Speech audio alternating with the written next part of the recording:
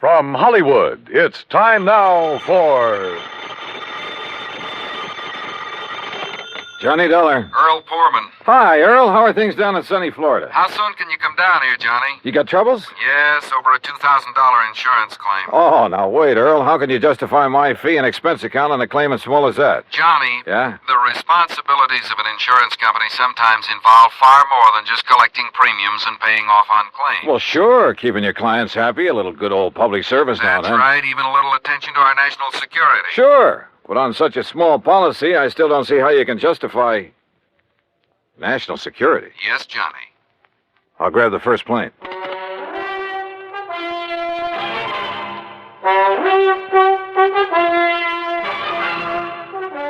Bob Bailey in the exciting adventures of the man with the action-packed expense account, America's fabulous freelance insurance investigator. Yours truly, Johnny Dollar.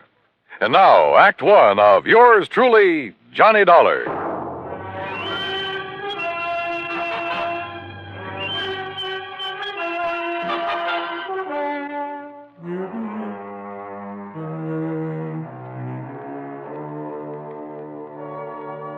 Expense account submitted by Special Investigator Johnny Dollar to Tri-State Life and Casualty Insurance Company, Sarasota, Florida. Following is an account of expenses incurred during my investigation of the Wayward Moth matter.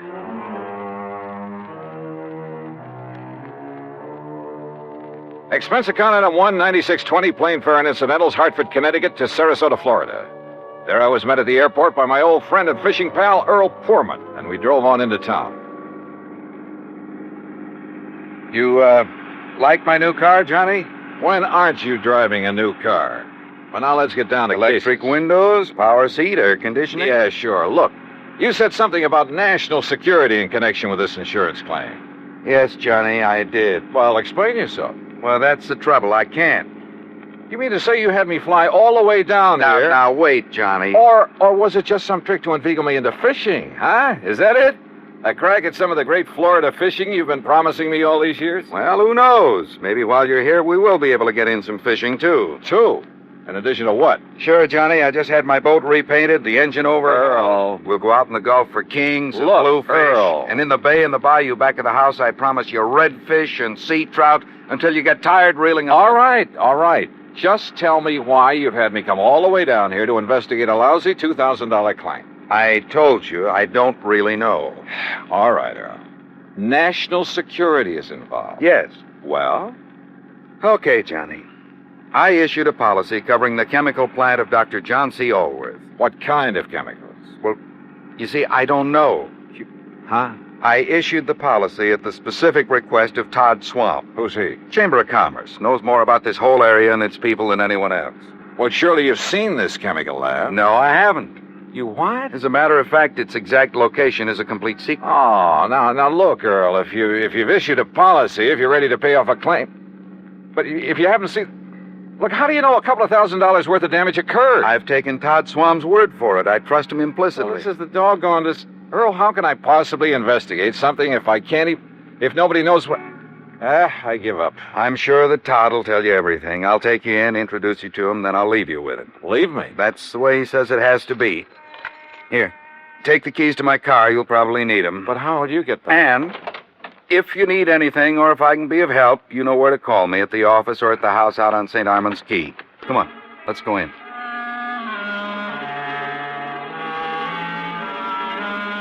Todd Swam is a young, pleasant, aggressive sort of chap. Serious, alert, perceptive.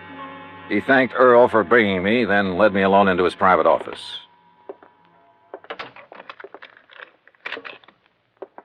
Sit down, Johnny, and I'll get right to the point. Thanks. I know all about you, at least all I need to know. Not only from Earl Poorman, but from a lot of the cases you've handled. Well, then you went up on me. I also know that on occasion you've handled security matters, worked hand in glove with the FBI, and so on. So? All right.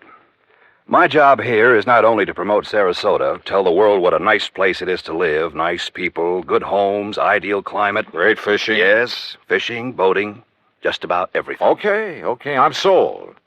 But what about this Dr. John Allworth? My job is also to be of whatever service I can to the people of the city. All right. Dr. Allworth has lived here for years. Chemist, retired. Until recently, that is. Well, go on. Now, in his small laboratory, carefully hidden in the swamps of the Everglades, for security reasons, Dr. Ulworth is producing an important rocket fuel ingredient. Oh? For use at one of the testing centers here in Florida. Cape Canaveral? He and his assistant work entirely alone, for obvious reasons. Look, Earl says there's been some damage at his place. That's why I asked him to have you come down. But only a couple of $1,000 worth. That is beside the point, Johnny. I think it's a case of sabotage. But if nobody's even permitted to know where the place is. And if you're ready, we'll go out there right away. Okay? Right.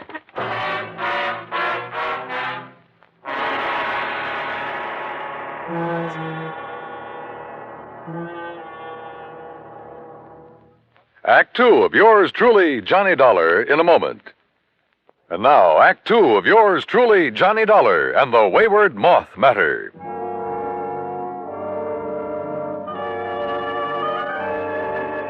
Todd Swam, manager of the Sarasota Chamber of Commerce, suggested we use 2 cars, so I got behind the wheel of the one Earl Poorman had left for me and followed him.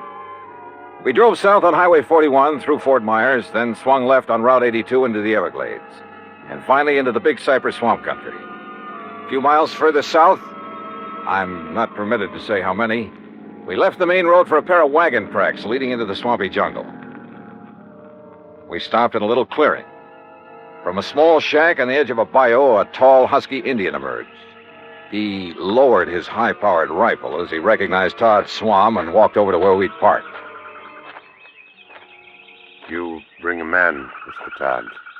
Ben Osceola, this is Mr. Johnny Dollar. Hi, Ben. How do you do, Mr. Johnny? Ben, he's to be let through here anytime he wants. Very well, Mr. Todd. Have you the airboat ready for us? Already. Back of my house. Good. Come on, Johnny.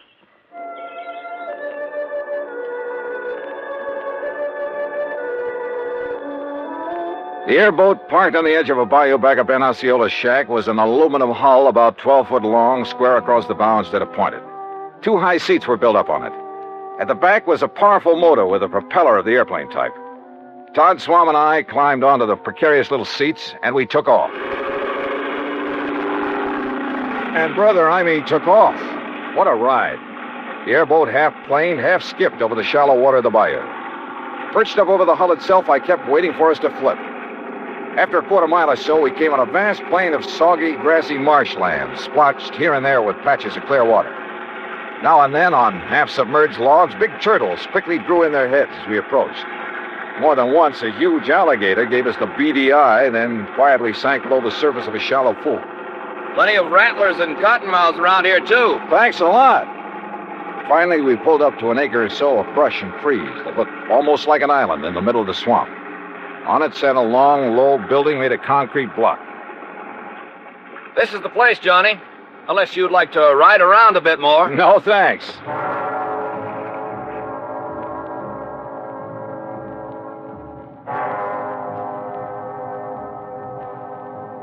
Todd Swam got the introductions over in a hurry. Dr. Allworth, a short, wiry old man with sharp features and a shock of white hair, led us into the laboratory building.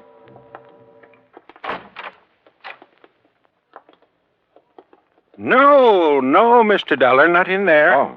No one is permitted in the laboratory except myself and my assistant. Oh, I'm sorry, Doctor. You lead the way. About your assistant, Dr. Ulworth. It was in the vault that the accident occurred. It was an accident. Of course it was. Who would possibly want to... Plenty of people, Doctor, and you know it. May sound corny, but this whole country has enough enemy agents. You speak as though we were at war, Todd. Well, we're certainly in a Cold War. And speaking of agents... A moment, please, gentlemen, while I work the combination of this lock. This vault looks big enough for a bank. In it, I keep 2 things, Mr. Dollar. The finished rocket fuel component. Yeah? And the delicate apparatus with which I complete the final secret stage of its production. Apparatus no one but myself has ever seen. And you're letting us see it? Well, the accident has rendered it completely unrecognizable. I still haven't learned what happened here, you know. Matter of fact, I haven't either, Johnny. But I certainly have my suspicions. Doctor... There we are. No, don't go in. Well, The substance on the floor is so corrosive that... Well, look. You can see how the legs of that heavy metal table have completely corroded. left nothing but a pile of splintered metal and rust. The rocket fuel did that? Now, there, in the corner at your left, are the rotting, tangled remains of the apparatus I mentioned.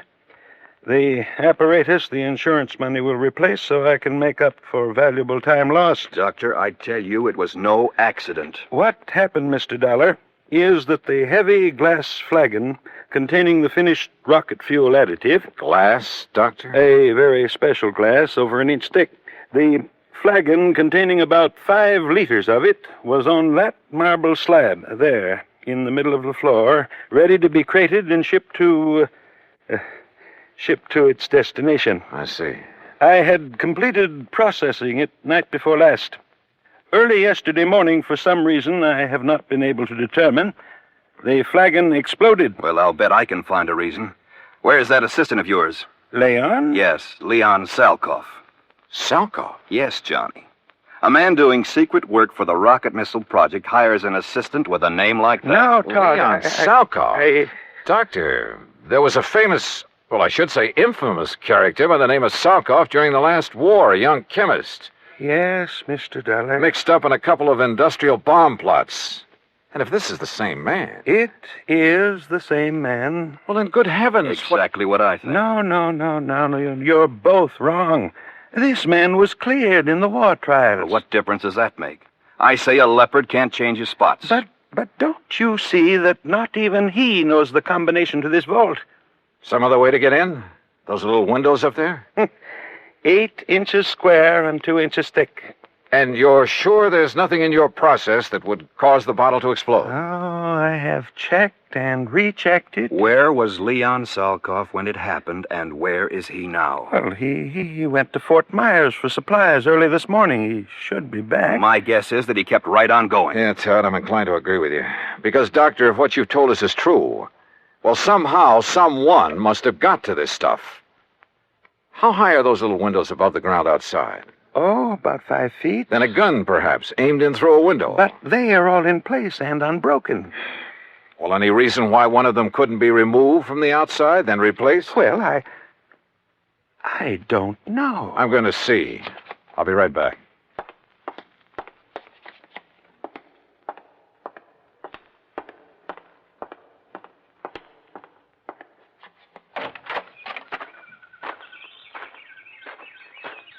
Stop! Don't move! What? Do not move, mister, or I will shoot you right through the heart. Act 3 of yours truly, Johnny Dollar, in a moment. And now, Act 3 of yours truly, Johnny Dollar, and the Wayward Moth Matter.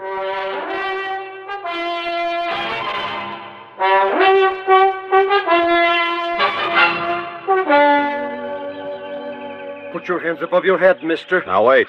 One move and I will pull this trigger. Who are you? I will ask the questions. What are you doing here? Where is Dr. Elworth? Answer me. Or so help me, I will shoot you down. Mr. Dollar! Mr. Dollar, did you find anything? Doctor! Stay there, Doctor. There's a man out here with a gun. What's that? No, don't come out here. Leon, no, that's Mr. Dollar. What? Johnny Dollar, insurance investigator, to arrange the payment of our claim.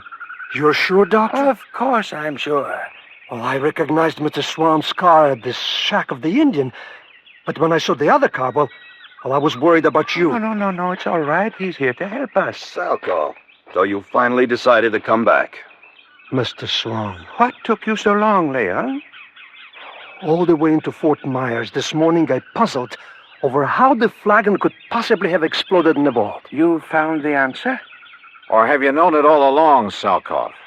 I do not understand, Mr. Dollar. I think I do, Johnny. I thought so from the first. I've heard about you, Salkoff, about some of your activities during the last war. I pray that heaven will forgive me for what I have forced to do in that conflict, Mr. Dollar. Forced? It is my hope that by serving this wonderful country that has given me refuge, in some way I can make up for the terrible things I was compelled to do for the man who sought to rule the world. Now, that's a very pretty speech. Oh, it's true, Mr. Dollar. You've only to consult the records of the war trials. I may take a look at those records before I'm through with this case. I humbly beg you to do so. You still haven't told us where you've been all day, Leon. I tried to figure out how the explosion could possibly have occurred. So I telephoned one of our contacts. Contacts? The glass company that has furnished us with the heavy flagon. But there is no way the additive could have caused them to disintegrate. Disintegrate? No, Doctor. Where the flagon had stood, we found a pile of granulated glass. The flagon had completely crystallized. Oh, but even so, Wait. Of course. Of course. By some means, Exactly. A critical... The formula for the glass that I obtained from the glassworks indicated the possibility. Would you gentlemen mind telling us what this is all about? Mr. Dollar, I believe Leon has found the answer. Well, if he has, I'll take back a lot of the things I've said and thought about him. Of course, we can't be sure until we proved it. It means waiting until morning. Oh, great. Meantime, we have a lot of work to do.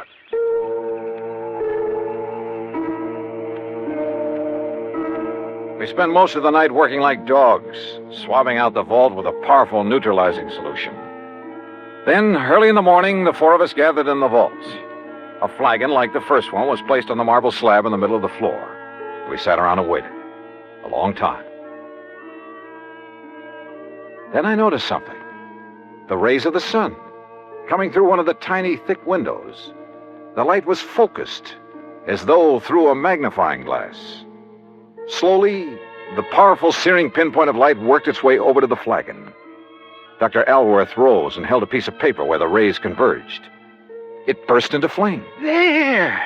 Now you can see the tremendous heat generated at this point. Yes, and on the flagon itself. Exactly. The tempered thick glass wall of the bottle, tempered perhaps to a highly critical degree. But to crystallize, Doctor, the way the other one did? Leon, I still don't believe it. Well, many things will cause glass to crystallize. Vibrations of many kinds. You've heard, I'm sure, of the tenor who shatters a goblet by the vibrations of his voice. But light vibrations? Oh, Doctor. Of course, it should have occurred by now. If it's going to at all. Oh, the temperature of that bottle must be terrific. The pressure building up in the glass itself. I don't understand. Still, the angle of the sun is slightly different each day. Or an imperceptible flaw in the one that exploded. Oh, sure. Well, perhaps the other had some outside stimulus to act as a trigger. A sudden draft, perhaps. Oh, any little thing. Excuses, Leon. You're stalling. You said the other bottle was in here alone. The door's closed, only it wasn't because you exploded that thing. I don't know how, but you did it. And if that isn't sabotage... Come on, Johnny, this gag has been carried far enough. Look! I saw it too.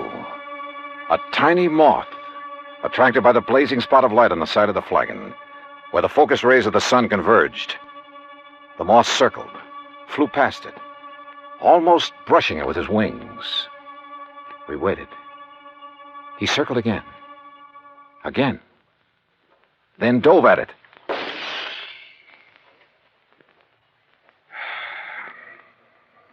Well, Todd. Yes. Leon, I apologize.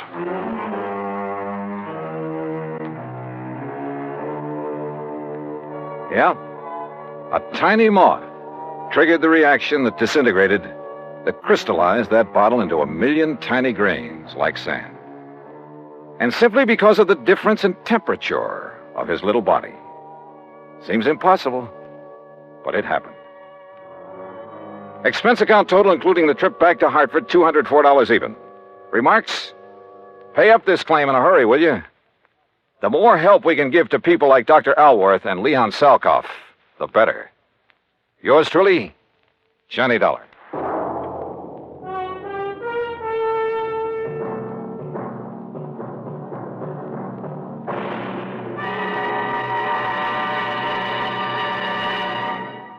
Our star will return in just a moment. Now, here is our star to tell you about next week's story. Next week, well, I thought my job in Florida was all done. Far from it. It had just begun. Join us, won't you? Yours truly, Johnny Dollar.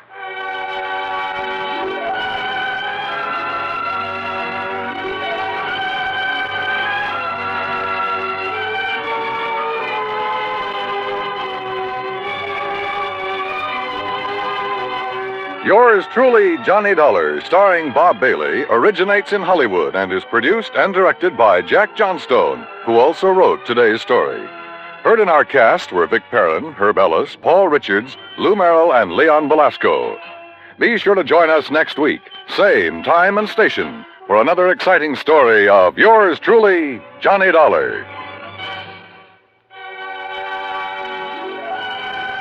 This is Dan Cubberly speaking.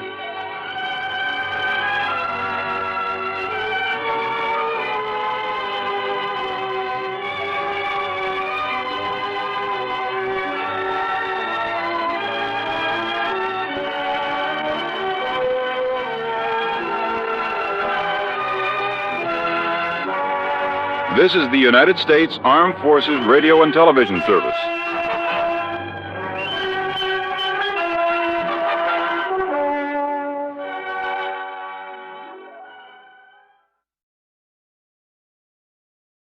For your listening enjoyment, John Lund as Johnny Dollar. George Post, Mrs. Dollar.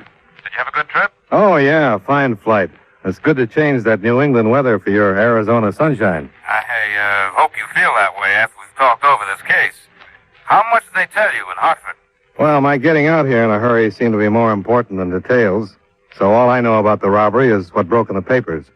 A $100,000 payroll stolen and 2 guards killed. Those are the basic points. The police have got no place with it in 2 days. But if you're willing to take one of the biggest gambles of your life, we may be able to crack it.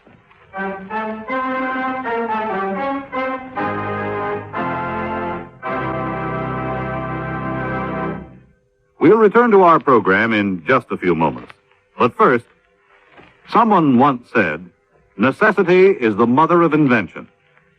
In other words, every inventor feels that there is a definite need for whatever he invents. It may be as large as a battleship or as small as a pin. But someone, somewhere, will find a use for it. And just to make sure that no one tries to cash in on his invention, every inventor carefully takes out a patent or copyright on whatever it is that he has invented. Where does he go to get his patents or copyrights? Probably to the Department of Commerce, since that is the prime concern of the department. For example, suppose you invent a widget with 2 handles instead of 1. Well, this means, of course, a big boon to widget users because it can now be operated by left-handed as well as right-handed people. Having invented a 2-handled widget, you and your inventive genius should be protected. So you contact the Commerce Department and apply for a patent.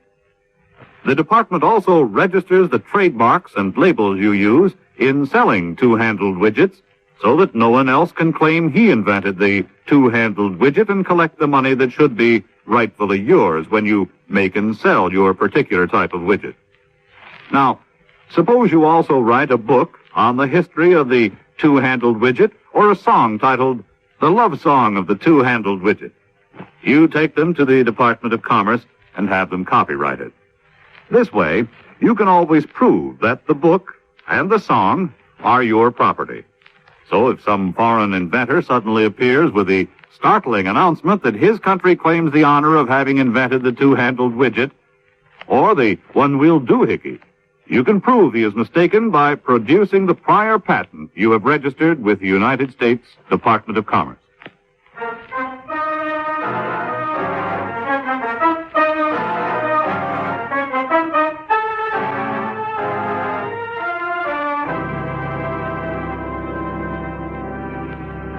Expense account submitted by Special Investigator Johnny Dollar to Home Office, Plymouth Insurance Company, Hartford, Connecticut.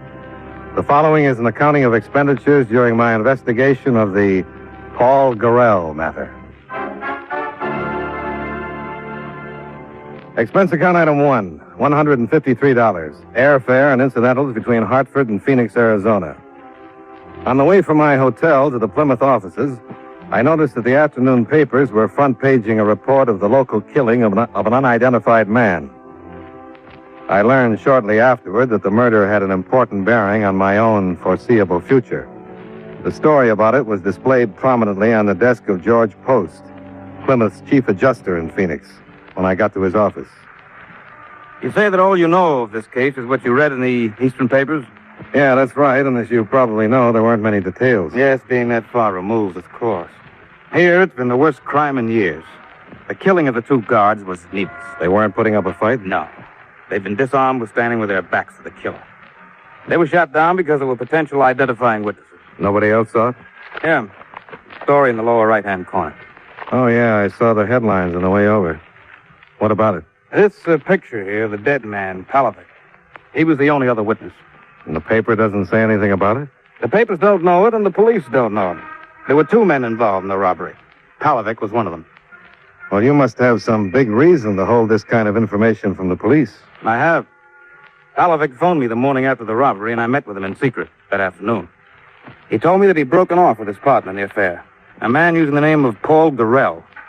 He said there'd been an agreement between them that there'd be no shooting, but that in spite of it, Gorell shot the guards down in cold blood. Well, did you ask him why he didn't go to the police if he was so interested in clearing himself of the killings? He said he was on parole, would face an automatic 20-year term if he went to them. What did he expect from you? Nothing. He said he'd been in trouble with the law most of his life, but that he'd never killed anybody. He claimed that all he wanted was to stop Gorell from enjoying what he termed that blood money. He told me where Gorell is and what his plans are. Is Gorell still in Phoenix? Yes. And I know what you're going to say. That you still think it's a job for the police. Well, with 3 murders to his credit, I sure do. We decided to try it our way because their plan was to mail the money out of the state. Palovic was sure that Gorell has already sent it, but didn't know where, except that it was someplace in or near Los Angeles. Uh-huh. Any idea how he's going to try to get out of town? Yeah. It's one of those share the ride arrangements. You know, the kind that are advertised in the classified sections. This man is driving to Los Angeles and wanted passengers to share the expense and help with the driving. Both of them are going in the same car? Yeah. And since Palovic isn't going, there's room for me, huh? That's what I meant when I mentioned you're taking a gamble. There's no doubt that Gorell is a completely ruthless killer. Now, will you go? Well, I don't like it for a lot of obvious reasons. But I wouldn't like a reputation for turning down cases either. When do I leave?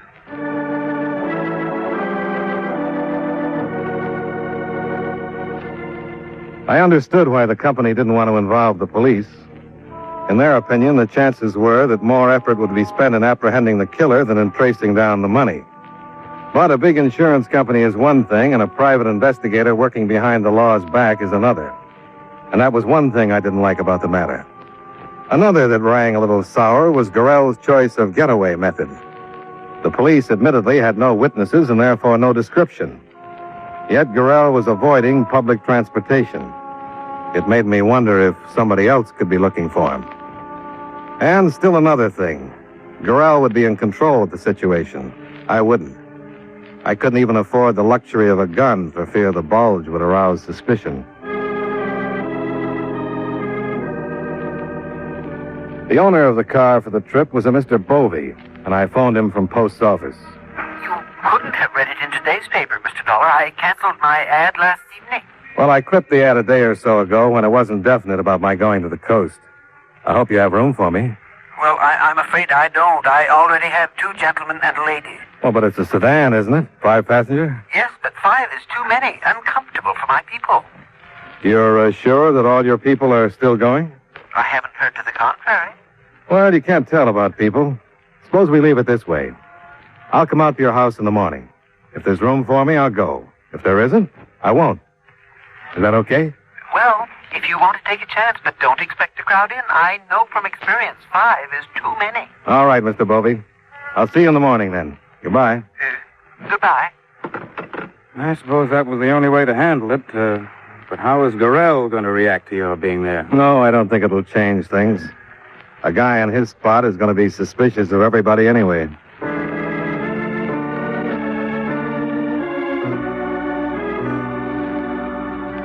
At 9 the next morning, I arrived at Bovey's address in a Phoenix suburb. He left me in a seedy living room while he put his luggage in a car that was parked at the curb in front of the house. And a minute after he came back in, the doorbell rang and he let Gorell in. Just leave your luggage by the door, Mr. Gorell. Your friend, he's not with you. Brother came up. Some business deal, so he couldn't come. But Why didn't he let me know? Yes, he figured I would, because I made all the arrangements with you. And all the time I thought he'd call. Well, Mr. Dollar, did you hear that? Yeah, looks like I'm in luck. This is Mr. Gorell. How are you? Hi, how are you? Mr. Dollar came this morning just on the chance that this might happen, so there'd be room for him. What, that somebody wouldn't show up? He must be psychic or something. Oh, no. Guy's got to get the breaks once in a while. Well, you two get acquainted while I pack the luggage. You, live here in Phoenix? No, I'm from the East. Connecticut. You travel all the way out here this way? I mean, in people's cars like this? Not all the way. I think I'll go outside, see what's going on. I don't want Bovey scratching my bag up.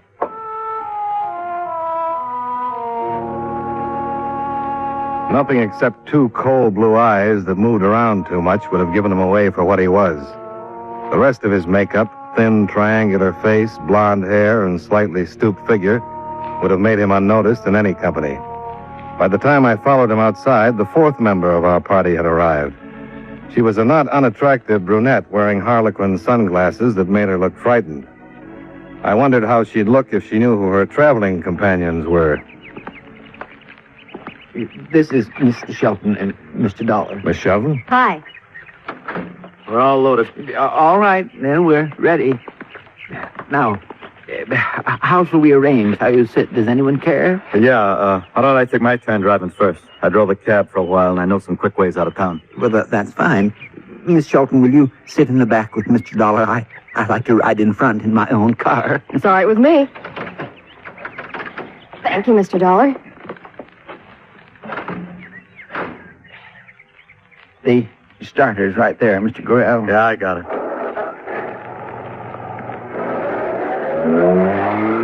Well, now, I'd say we got a nice early start. Which way are you going, Mr. Gorell? North on Mission Drive? That's right. I turn off on Northern and hit the highway. That's that long stretch of traffic out towards Peoria. Yes, but now, this is out of the way. It just seems like it. You leave it to me. I know this town like a book.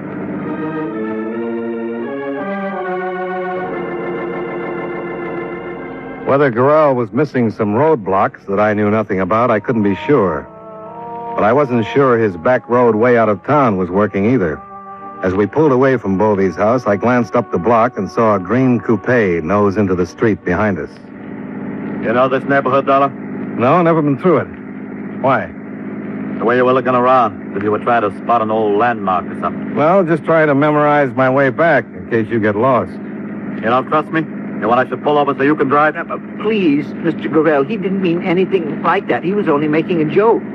What's the matter with him to get sore about a thing like that? What did you say, lady? I didn't quite catch it. You weren't supposed to catch it. I must say, this trip is off to a dandy start with you snapping everybody's head off. Please, there's no reason for it to be unpleasant. We've got a long way to go.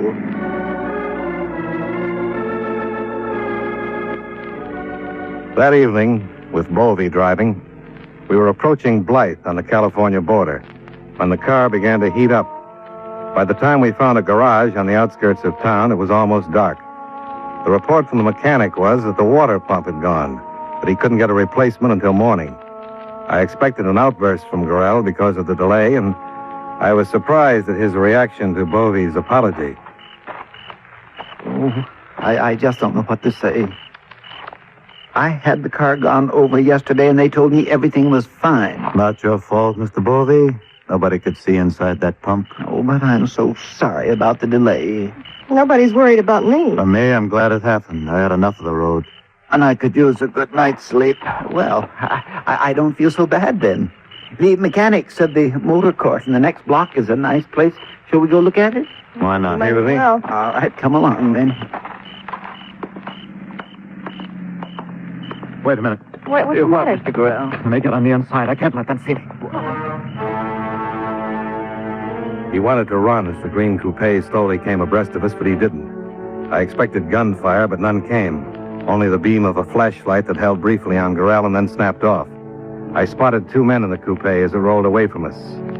Then I turned with Bovey and the girl to see how Gorell would explain himself. Sorry. Thought it was somebody I knew. Somebody I didn't feel like talking to just now. He didn't realize how lame the excuse was. I didn't think the others saw it, but from where I stood, I watched his hand streak for the automatic he wore under his arm. It was an instinctive move that he wasn't even aware of making. But from a man who had been relaxed and confident of a getaway, he'd turned back into an unpredictable killer.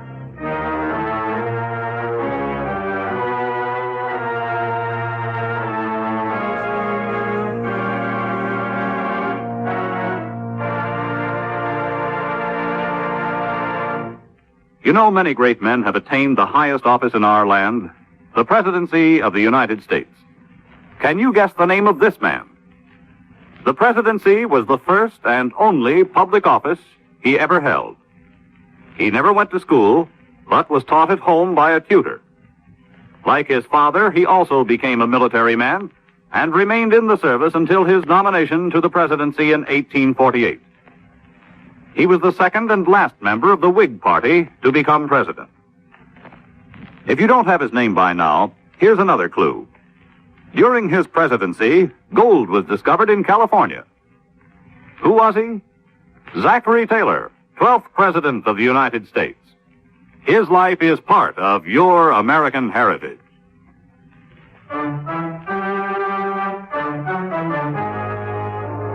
And now, with our star, John Lund, we bring you the second act of Yours Truly, Johnny Dollar.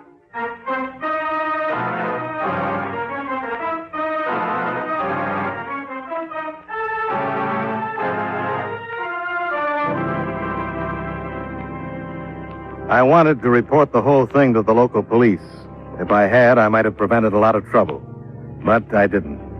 We checked into the motor court, and about 20 minutes later, Gorell showed up at my room. Has Bovey been to see you? Why, no. The Dane? No. I figured they might on account of that performance I put on out there. The truth is, I got in some trouble in Phoenix, and my nerves aren't so good. That's okay. I'm not curious. Yeah, well, I didn't want you to think I'm nuts or anything like that. I thought maybe you could tell the others. Yeah, I wouldn't want Bovey to dump me out of the trip. I haven't got enough to get to L.A. any other way. But look at this wallet. See? A single and one pin. That's my stake. That's running pretty close. I wish I could help you out. No, I'm not making a touch. I can scrape up some when I hit L.A., but... well, I'd like it if you told the others. It's up to you. Yeah, you see, I got into a card game with these two guys in Phoenix. I was drinking, but the stakes got higher than I should have, and I lost more than I could pay. So, I ran out on them. Those were the men that drove by? Yeah, I'm pretty sure they were. Well, if they followed you this far, don't you think they'll follow you the rest of the way? I don't know. Say, you got anything lined up out there? Oh, nothing definite. Why? Well, if they're still on me, maybe I could use some help getting things straightened out, you know? I'd make it worth your while. What kind of help? I will see how things stack up when we get there. Anybody that travels like this could use a few extra bucks. You can't kid me there. Yeah, that's right. Okay. You tell Bovey and the Dame what I said. And then maybe you and me can give each other a hand. Maybe. Well, I'll see you in the morning. I hear we're going to get an early start.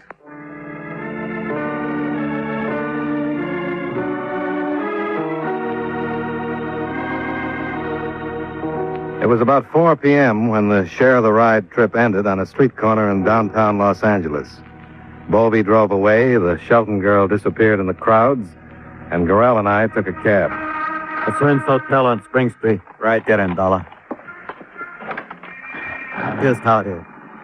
Before I left Phoenix, I shipped some of my stuff. Clothes, personal papers, and some cash that I didn't want to carry. You know, you can't tell what kind of people you're going to run into, travel and share the ride like we did. Yeah, I guess that's right. You see, if I get that suitcase, I can pay off, and these guys will have to leave me alone. But the way things are, I got an idea they'd beat my head off if they caught up with me. So it would be worth $25 if you'd go get that suitcase and bring it to me. Oh, that sounds simple enough.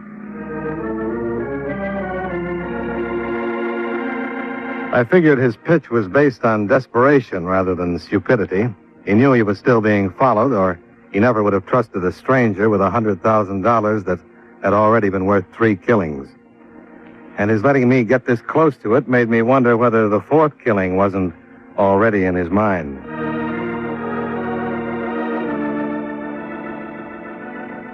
We both checked into the Prince Hotel, and in his room, he gave me the express receipt I'd need to pick up the suitcase. I left him and made my first stop at a phone booth. I called the police, told them my story, and arranged to meet a plainclothes sergeant from homicide a block away from the express office.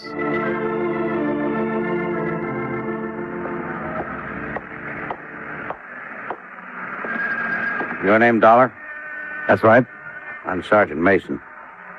I don't know what to make of this story of yours. Well, that's just why I asked if you could meet me. I want you on hand when I deliver that suitcase. How come you didn't check with the Phoenix boys before you left? You like to stick your neck out, or you got some other reason? I told the lieutenant it was the company's idea, not mine. Uh-huh. You got some identification? Yeah. Here you are. Yeah, okay, Dollar. But I don't go for you private boys that play at lone wolf till it gets too hot and then yell for us.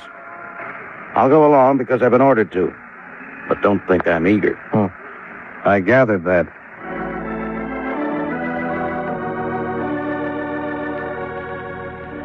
I took delivery of the suitcase without a hitch. Sergeant Mason was waiting halfway down the block when I came out with it. He trailed me back to the Prince Hotel and waited while I went ahead into the lobby. I got to Gorell's floor, and when the sergeant was a few steps behind me, knocked on the door. Gorell? Gorell? It's Dollar. Try the door.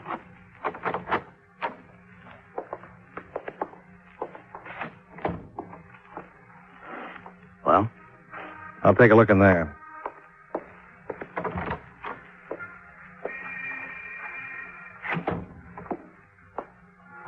Well, his stuff's still here.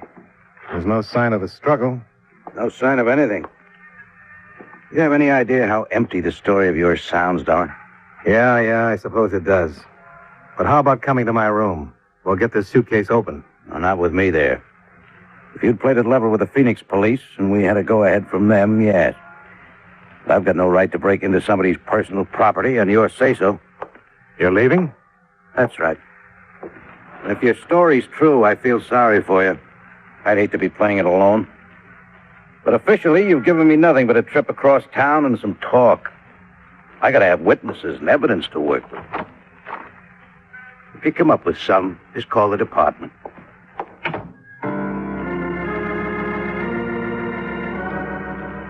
I hope the company will remember Sergeant Mason's procedure the next time there's a choice between working with the police or without them. He had every right to walk out, and when he did, this is what he left me with. A, the obvious possibilities involving the suitcase and whoever was after it, and B, the fact that returning to Phoenix with the money and without Gorell would put me in the light of aiding and abetting the escape of a murderer.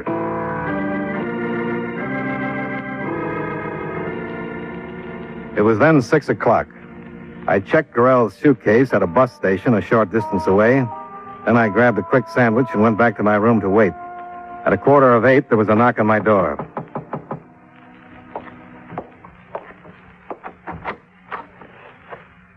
Aren't you going to invite me in? Oh, sure. Sorry. You knocked me off balance a little. Come on in, Miss Sheldon. Thank you. I don't suppose there'd be a chance that you just listen to me without asking any questions and then do what I tell you to. What would you tell me to do? Pack up and get out of here. Out of town would be better. Why? Because without knowing it, you've got yourself mixed up with some bad people. Who do you mean, Gorell? Yeah. What about him? I didn't realize you knew him. I don't. I mean, I didn't. Look, you have to ask questions. Well, I'm sure not going to pack up and move out of here just because you show up with some crazy talk about bad people. Well, it's true. Gorell was trying to use you to save his own skin. Did you go after a suitcase for him? Yeah, but I didn't get it to him. He wasn't in his room when I got back. I know that.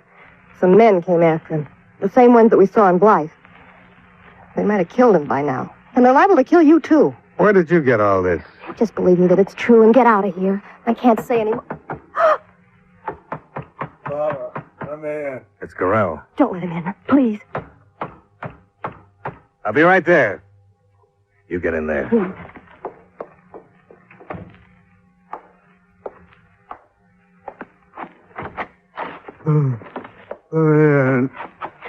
What happened to you?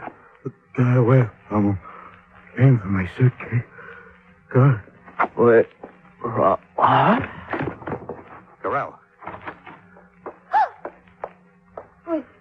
Is he dead? No, not yet. Get my coat off the bed so I can stretch him out. Well, maybe you'll believe me. I gotta get out of here. Oh, no, you don't. Look, I didn't have to come here to warn you. I was trying to do you a favor. Is this what I get for it? I'm sorry, but I can't let you go. Not with a man dying of gunshot wounds in my room. I've got to have some answers for the police. And it looks like you're the only one who can give them to me. I was roped into it like you. I didn't know what it was all about. But you do now? Yeah, and I don't want any part of it. 2 guys I knew in Phoenix paid me $200 to take the trip from Phoenix and follow Gorell when we got here. I was broke, and they said it was only a gag of some kind, so I took them up on it. Those the 2 guys in the coupe? Yeah. Then when they got Gorell tonight, and I heard them talking about robbery and killing, it began to catch on. They were the ones that pulled that payroll robbery in Phoenix. You didn't know till then? I sure didn't. Look, I'm no angel, but I'd never have anything to do with this kind of business. Now, what's the rest of it? Well, there were 4 of them that planned it, but Gorell tried to get away with the money by himself. They mentioned something about a phone call from somebody named Kolavic. Well, that's all I know. Uh-huh. When they had Gorell tonight, they were trying to find out where the suitcase was? Yeah, that's right. They were kidding him and saying they'd kill him. But all he'd say was that somebody else had it. I figured it was you, and that's why I came. I tried to help you. Now, how about it? Can I go? Yeah. And you'd better take the same advice you gave me. Go and keep going. You know too much about this mess.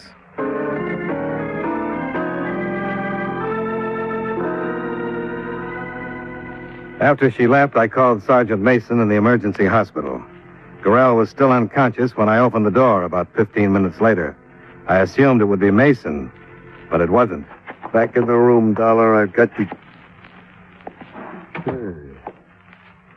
Is he dead? He's close to it. Did that automatic put him where he is? Stay out of what's none of your business, and you won't get some of the same. Gorell made it my business. He talked before he passed out. That's too bad. Did he tell you he chalked up another killing to his credit tonight? Oh, I guess he forgot that. The one who came with you from Phoenix? A friend of mine. We've lost 2 of them over this, so don't you try to play it smart. You know what I'm here for. You can look the place over. You won't find the suitcase. You picked it up. Where is it? Look in the top right drawer of the bureau.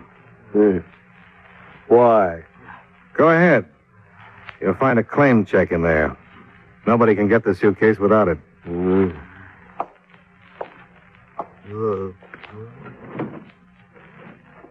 Just don't say where it is. Where did you leave it? It's in a bus station. If you leave by the rear door, you go down the alley to the... You keep quiet.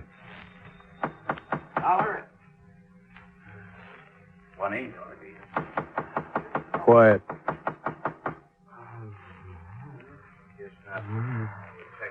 Paris. Shut up, Buck.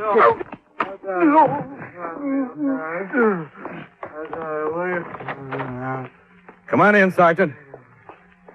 I've been knocking. Why didn't you answer? Huh? Which one's which? That's Gorell on the bed. I guess he won't live long enough to profit by this. And I hope you will. What? No matter what side of the law you're on, don't pay to play at lone wolf like he was and like you were. Level with the police next time, huh? Yeah. I'll remember that.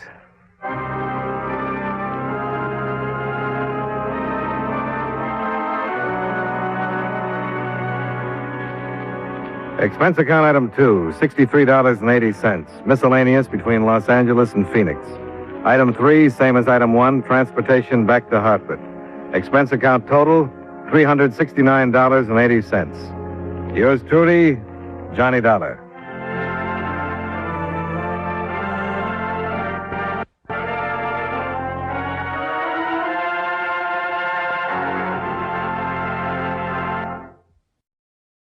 From Hollywood, it's time now for... Johnny Dollar. Ben Orloff, Mr. Dollar, at Continental Insurance Company in New York. Oh, yes, Mr. Orloff. What can I do for you? Did you ever hear of a place called Virtue? Are you kidding? Very serious. Oh, wait a minute. Virtue, South Carolina? That's right. You, want me to go down there? Yes, if you will. Do you have a bulletproof vest and a couple of extra handguns I can take along? My one suggestion would be that you do not take along any firearms. After all, ex-gangsters. Yeah, I see what you mean. All right, what do you want me to do? Our representative has his office in Georgetown. He can give you the whole story. His name is Joseph Pigatello. Got it, Joseph Smokey Pigatello? The guy whose name was linked with Murder Incorporated a few years back? Yes, Dollar Joe Smokey Pigatello. You, sure you want this assignment? Well, I'll tell you this, Mr. Orloff. Yes? If you don't have to pay off on my insurance policy before I'm through, well, mister, this is going to cost you a whopping big expense account.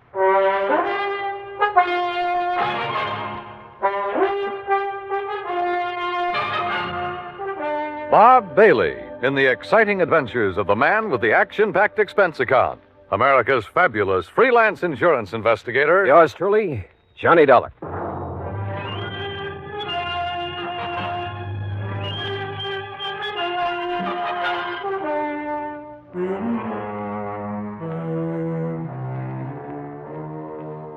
Expense account submitted by Special Investigator Johnny Dollar to the Continental Insurance Company, Georgetown, South Carolina office. Following is an account of expenses incurred during my investigation of the Village of Virtue matter.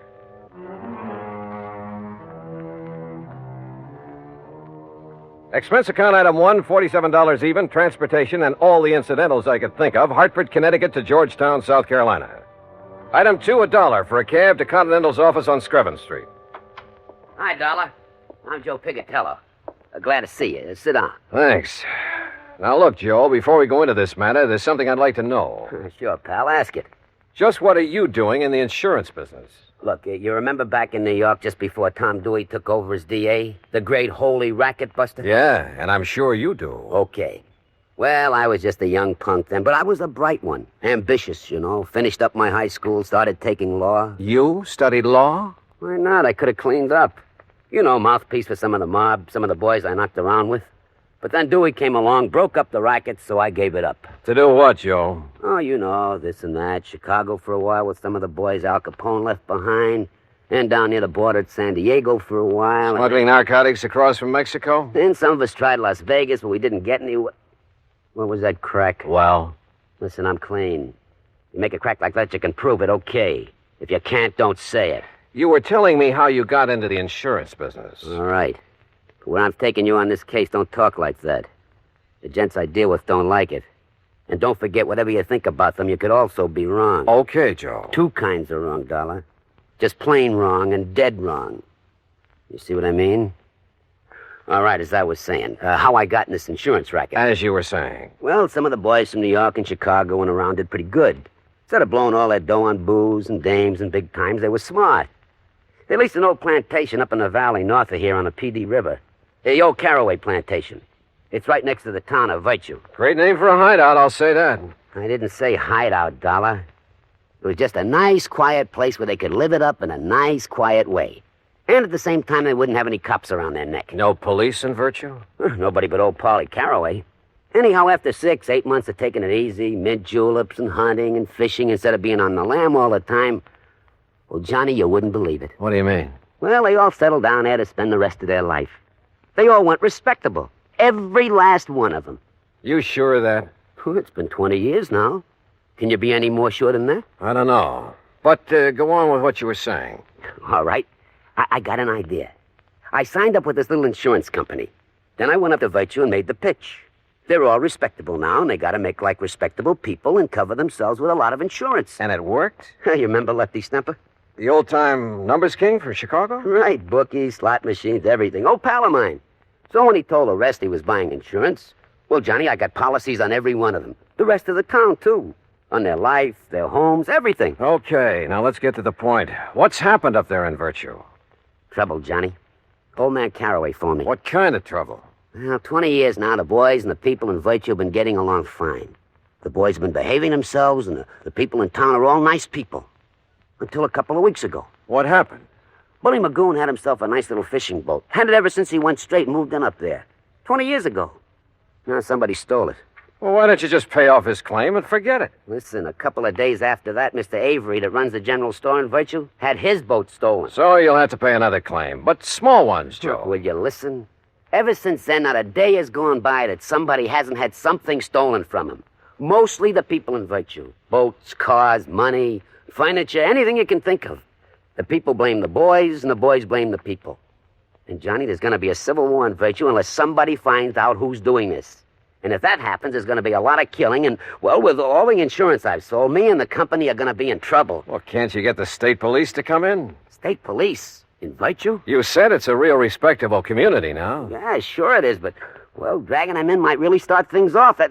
That's why I had to send for you. Look, why don't we go up there so I can see for myself? Sure, Johnny, sure, but... Hey, open your coat. What? I mean, if you're going to take along that lemon squeezer, well, take my advice and don't. You have a pretty sharp eye, Joe. Johnny boy, I can spot a shoulder holster a mile away. But so can some of the boys up in the valley on the plantation. And I don't want you to end up with a slug between your eyes. Real respectable people. Well, shall we go? My car's outside. Into the Valley of Death rode the 600. Huh? At least a couple of them. What are you talking about? Nothing, Joe. Let's go. Act 2 of yours truly, Johnny Dollar, in a moment. Our flag now numbers 50 stars, and behind each star there stands yet another flag representing one of the 50 states. Florida's state flag bears the Red Cross of St. Andrew in sympathy with the flag of the Confederacy on a field of white. Centered over the cross is the state seal. Within a golden circle, the sun, an emblem of glory and splendor representing absolute authority, peers over a highland in the distance. Flowers, a symbol of hope and joy, are scattered by an Indian maiden, indicative of the Indian influence within the state. Centered is the cocoa or palm tree, an emblem of victory, justice, and royal honor. Florida state flag, the flag of the 27th state to enter the Union, was adopted in 1900. And now, Act 2 of yours truly, Johnny Dollar, and the Village of Virtue Matter. Joe Picatello, erstwhile gangster turned insurance agent, led me out to his car, and we headed north out of Georgetown, South Carolina. After 20 miles or so, we swung onto a side road paralleling the PD River. Then finally, we came to the old Caraway Plantation. Acres and acres of huge old live oak trees, festooned with Spanish moss. Flowers, millions of them. Azaleas, iris, roses, rhododendron bushes aflame with color in the afternoon sun. Then, at the end of a broad, tree-lined path, the fine old colonial mansion with its towering pillars. The property faced the curving, lazy yellow river, and lying across it was a broad expanse of marshy grass, crisscrossed here and there by canals, through which the slaves in olden times hauled the rice crop to the riverboats. Yeah, it was a beautiful spot. A calm, quiet, peaceful spot. Apparently. Well, here we are, Johnny. Let's go in to see if anybody is... What? Hey, hold it, you punks! It's me, Smokey! Smokey! Who else? Put those guns away! You want to get in trouble? Don't you guys know no better to come barging in this way without letting us know you're coming? Come on, Johnny. Sure. Nice, peaceful spot, huh? Who's that you got with you, Smokey? Boys, this is Johnny Dollar. He's from the insurance company. Johnny, this is Bull Magoon. Yeah. Hi. And this is Lefty Stemper. Hiya. Johnny Dollar, huh? And the shrimp there is Flippy Lakovich. Hiya, Johnny. I'm pleased to meet you. What? Answer away, Flippy! What did you bring here, Smokey? A dick or something? Yeah, Dollar, what's the idea of packing a ride? All right. Let him go, you guys. Oh, yeah. Look, he's on our side. He's up here to find the stuff that's been stolen. Yeah, we don't need no outside help. Oh, you've found who's behind the thefts, huh, Lefty? No. If it's any of your business... It is my business. You're interrupting me. Yeah, Dollar, shut up. I say we'll find out who's coming over here from Virtue and taking our stuff ourselves. And when we do, we'll eliminate them. Right back to the old days, huh? If we got to protect our rights. How about letting me have my gun? Well? Hear that, Flippy? He wants his gun, huh? You make a move to Dollar and I'll flip you so fast... Oh, you mean like this? Hey, it's Flippy got flipped. Attaboy, Johnny. Yeah, the shrimp finally got it. Hey, Johnny Dollar, you're okay. Anybody else want to get smart? He cut me off of the guard. Expert, eh, Flippy? Well, you ain't anymore. Now, Lefty, I'll take my gun. Oh, sure, yeah. Yeah, you're okay, Johnny. All right, now let's get things straight. I'm not the cops, but I'll drag him in if necessary. Oh, no, listen. You listen. I'm going to try to stop what's going on around here, and if any one of you interferes, I'll have you locked up so fast you won't know what's happened to you. No, wait a minute. Now listen to me, will you, Dollar? Well? Look, I guess we're all kind of shaky. You know, we're sort of somewhat upset by the events of the past couple of weeks or two. You know what I mean? Lefty, Joe told me that if the burglaries, robberies, whatever they are, go on much longer, there's liable to be a war between you and the people of the town. We ain't worried now. We got enough guns and ammo stashed away around to shut up, Bull. Oh, yeah, sure, Lefty, sure. I'm sure you have. But if you ever expect to make peace again with the townspeople, if you expect to stay on here... We got at least 15 years to go. Shut up. Okay. All right, look. All we got here is our hunting rifles and we're shotguns and a couple of pistols in case of a snake, you know, while we're hunting or fishing here in the swamps. A lot of cottonmouths around here, you know. Yeah, that's a fact, Johnny. The point is, I didn't come here without providing for any and every exigency. What's that mean? Oh, boy, what a dope. It means if anything happens to him, we're dead. Now, ain't that... isn't that right, Dollar? Right. You see? Now, give me a hand, cooperate with me, and maybe we can clear this thing up. Don't, and I have only one alternative. What's that mean? Shut up. And that's to have you legally ousted from here, out of the state if necessary. Oh, now, look, Dollar, we'll cooperate. Now, I don't mind telling you, we love this place. Look, it's the only real home we got.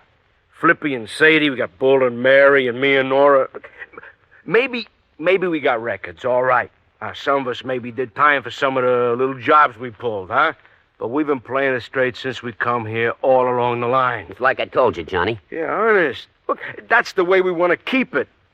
If the people in Virtue will just leave us keep it that way. And you know something? I don't get it. Don't get what, Lefty? Well, over 20 years, everything's been nice and okay, huh? Now they gotta start this. What about the losses they've suffered? They ask me, Dollar. They're phonies to cover up for robbing our stuff. Nobody asked you. Oh. Maybe they think the same way about your losses. Huh? Say. Yeah. Now, where's the owner of this place? Caraway?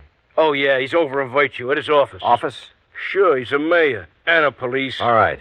Joe and I are going over to see him. Now, Johnny... Smokey, will you please don't go? They see you guys coming from here, they're going to take a shot at you. That Caraway told me so. Yeah. Sure. We'll take that chance. Come on, Joe. Well, I'll tell you, Johnny. Tell me along the way. Come on.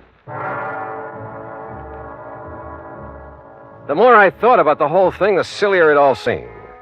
Yet it was obvious that even after 20 years, Lefty and Bull and Flippy might think of only one way to settle their problems, with a gun. And if the people of Virtue were feeling the same way.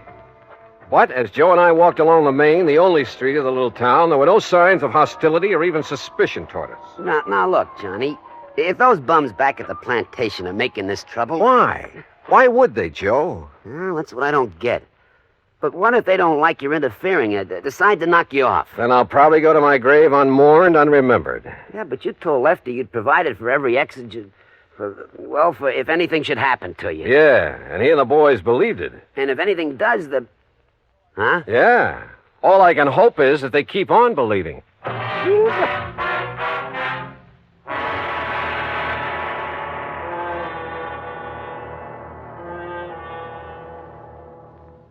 Act 3 of yours truly, Johnny Dollar, in a moment. Sometimes a quotation is a helpful thing because it points out some wisdom that helps us to lead better lives. Here's one that struck me as being very wise and true. Dr. Samuel Johnson, that wise and witty man immortalized by Boswell, said, quote, "It matters not how a man dies, but how he lives," unquote. A man's life may be long or short, but the way he lives it is the important thing.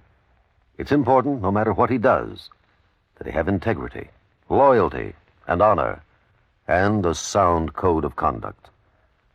Enlisting at the age of 17 with his parents' permission, Corporal Charles L. Gilliland found himself, soon after his 18th birthday, in a narrow defile in the middle of the treacherous rocky terrain of Tongmangni, Korea.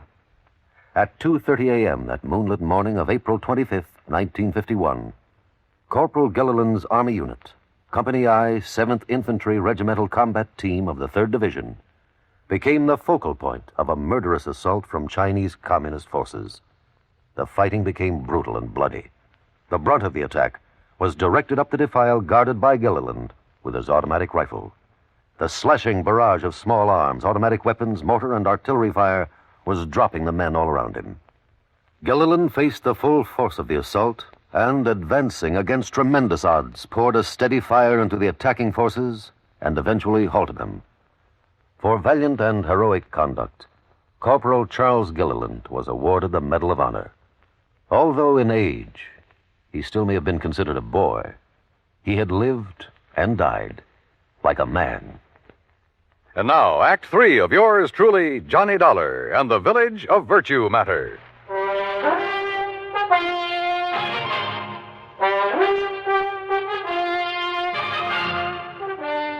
Joe Pigatello and I walked the main street of Virtue, South Carolina, unmolested, virtually unnoticed. And we found the mayor, Parley Caraway, in the little shack that served for an office. I'm also the police chief, Mr. Dollar. Don't you forget that, sir. And you found no clue as to who has been committing the robberies? No, sir. None whatsoever. But who else would do it? They're all three of them ex-gangsters. Sure. Ex-gangsters. Why, Mr. Caraway? Why would these men suddenly want to make trouble with their friends, your townspeople? I don't know. I honestly don't know. Unless, of course, they think they can take over the way they used to take over gangs in the old days. After 20 years of a happy relationship? Mr. Caraway, they never made a bit of trouble in all that time. I know it. But the fact remains that unless this trouble stops, after all, Virtue was here long before they came, unless it stops, I say, I shall have to break their lease and make them leave the plantation. Oh, they pay you pretty well for it, huh? Enough to keep it in good repair and... Hey, that's a beautiful ring you're wearing. Huh? Oh, yes. 2.5 carat diamonds, sir. Yeah. And is that your nice new car out front? Yeah, it certainly is. Ain't it pretty? About $8,000 pretty. Hey, didn't you have a new one last year, too, Mr. Caraway? Of course. I try to have one every year. But now, Tell me one thing, Mr. Caraway. Yes, sir? If you really think the robberies around here are going to cause so much trouble... Oh, I do. That's why I contacted Mr. Pigatello. Well, why haven't you called in the state police? Because I am the mayor of Virtue. I'm the police department, and I can take care of these things myself. And now that you gentlemen have witnessed the bad blood between these gangsters and the people of the town, well, sir, I'm going to throw them off that plantation. In spite of all the money they've been paying you? Yes, sir, and I'm sure you gentlemen will back me up in... all the money, did you say? Enough to keep you well-dressed, well-fed, and fancy cars. And now, look here, sir. Do you realize how much that property will bring? Well, that depends. How much have you been offered? I'll tell you how much. $124,000. Ah. How did you know? You just told me. Well, now, listen. You also told me why you've been robbing the people of Virtue and those men at the plantation to stir up bad feeling, give you an excuse to get them out. What? Johnny, you're right. Now, just... Caraway, if I do call in the state police, it'll be to have you locked up. No. And if Joe here has any sense, he'll tell the insurance company to bring charges of fraud against you. You said it. Oh, but the money. Think of all the money I could make selling the old place. Now, where's the stuff that's been stolen? It hasn't been harmed. It's stored away, carefully stored away. I was going to give it back when those men left, and I could sell the place. Give them their stuff, too? Oh, I'd make up for it in cash, every cent of it in cash, yes.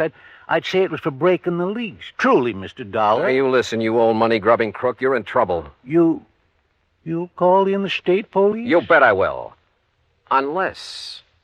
Unless what, sir? First, you lay off the plantation. You've leased it to those men. Let them have it. And return all the stuff you stole. Oh, but if they find out... Well, you figured how to get it away from them. Now figure out how to get it back. Discover it, anything you like. Well... The point is that if you don't get it back, I'll tell them where it is. And you know what that'll mean. Oh, yes, sir, Mr. Dollar. I'll get it back. Also respect that lease. I believe it has 15 more years to run. Yes, sir, it has. I will... Okay. Do all this, and Joe and I will forget the whole thing.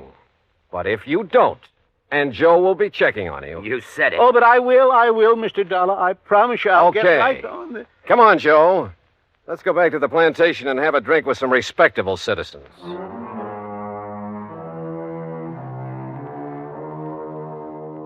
Yeah, this insurance business really has some funny ones.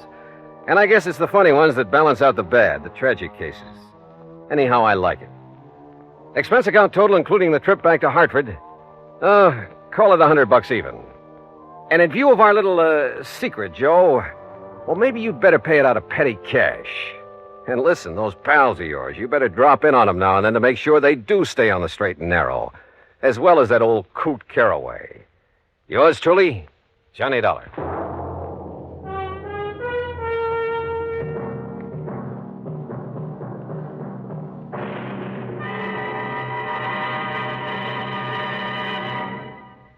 Our star will return in just a moment.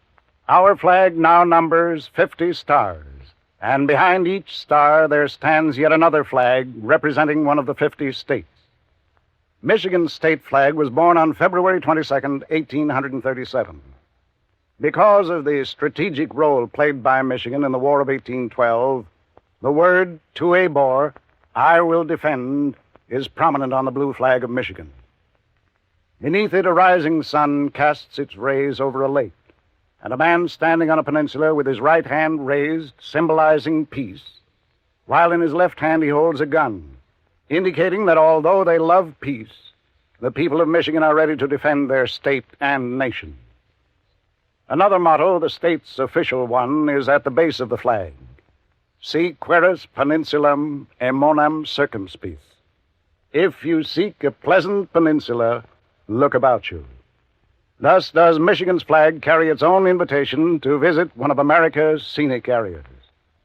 Michigan's state flag, the flag of the 26th state to enter the Union, was adopted on August 1st, 1911. Now, here's our star to tell you about next week's story. Next week, a strange series of fires. And believe me, the reason for them is a strange one, too. Join us, won't you? Yours truly, Johnny Dollar.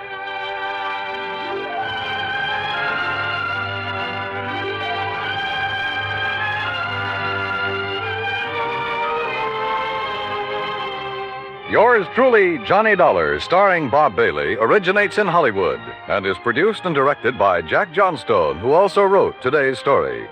Heard in our cast were Frank Nelson, Billy Hallop, Jack Crucian, Peter Leeds, Gil Stratton, and Will Wright. Be sure to join us next week, same time and station, for another exciting story of yours truly, Johnny Dollar. This is Dan Cubberly speaking.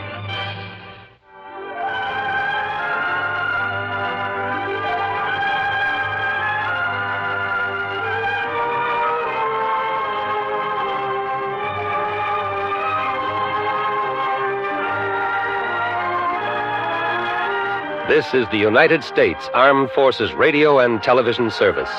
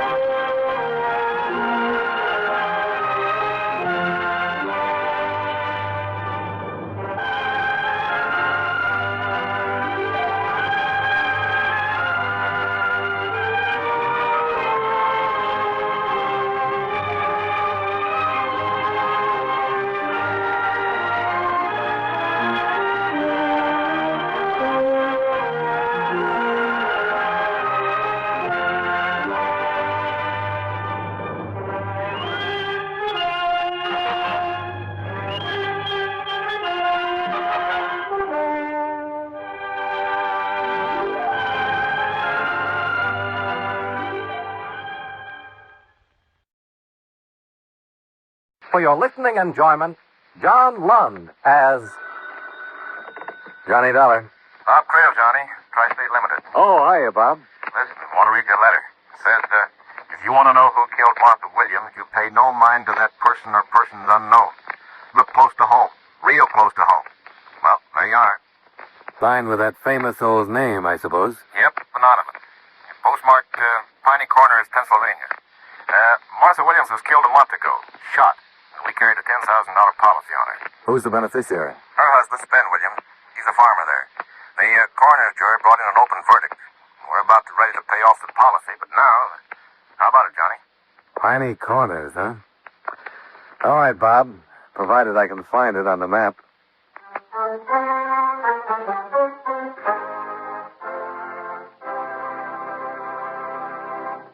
If I cut in for a few moments, fellas, I hope it won't start an argument. But if you'd like to get into an argument that will pay off 9 times out of 10, you just bet someone that the Treasury Department has its own Navy. Well, that happens to be true.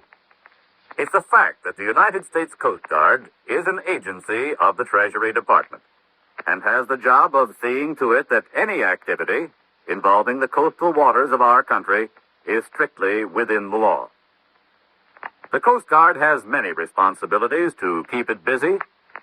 It assists ships and aircraft in distress, protect game, seal, and otter fisheries in Alaska, and maintains the International Ice Patrol in the North Atlantic. It operates lighthouses, light ships, beacons, and other aids to navigation, and removes wrecks and other floating dangers.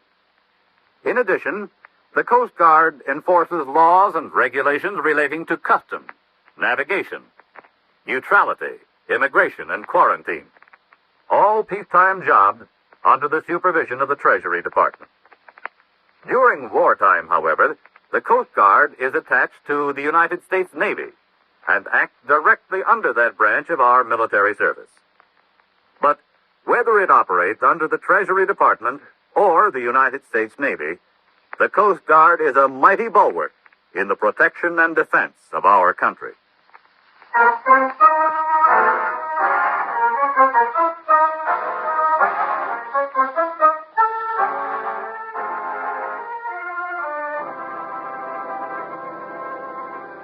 Expense account submitted by Special Investigator Johnny Dollar to Home Office, Tri-State Assurance Company Limited, Hartford, Connecticut.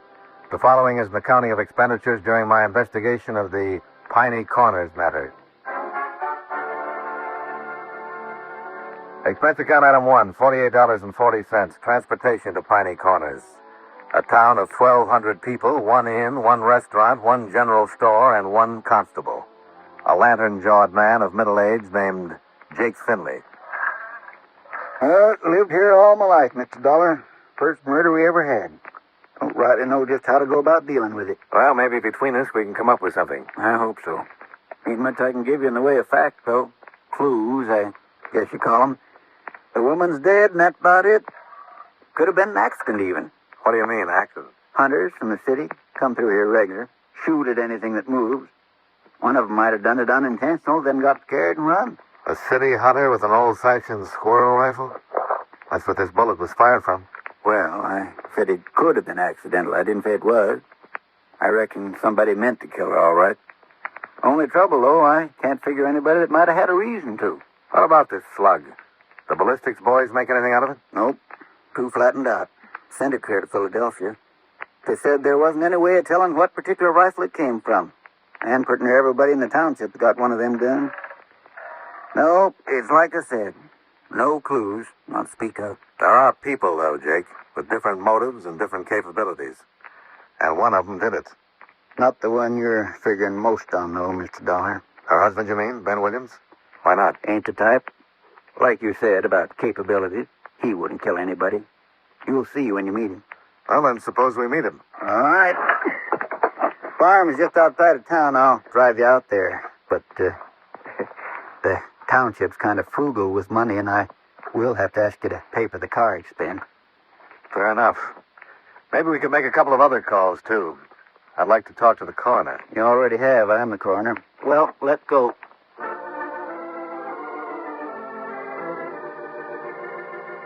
Expense account item 2, $4.50. Car expense from Piney Corner to the Williams farm. Or at least part way to the Williams farm. After stopping several times to point out local landmarks, Constable Finley pulled up beside 2 people who were building a rock wall along the road and introduced me to Williams' neighbors, the Keelers. How do you do, Mr. Dollar? I'm pleased to meet you. Mr. Dollar's an insurance investigator, Ira. He's checking into Martha's death. Oh, I see. Tri-State Company.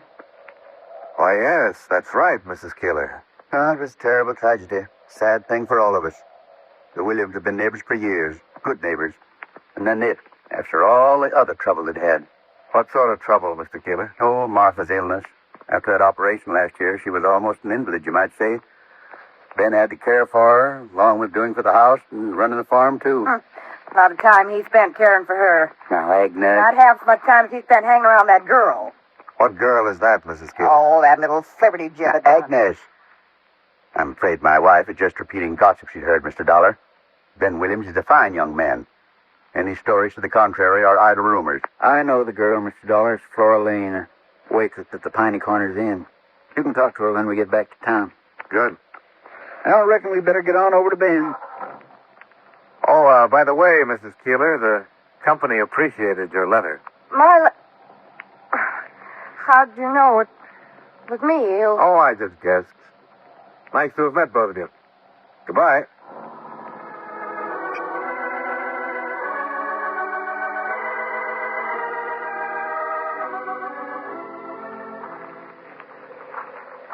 It ain't much farther now. William's house is right ahead of it. You figure this is how the killer got away, down this draw, huh? Yep, as far as the road, back where we left the car. Couldn't have been seen from either the Keeler place or the Williams house. The brush is too thick. Yeah, that all right. Let's see now. Over about there is where I calculated the shot was fired from. Right next to that survey marker. Come on, I'll show you. What was the survey for? Well, they was figuring to build a turnpike through here last year. Finally picked someplace else a few months ago. Too bad. It'd have made this land worth something. Now, let's see. Martha Williams was sitting in that big front window there. Ben's put the glass back in since. It was long about dusk.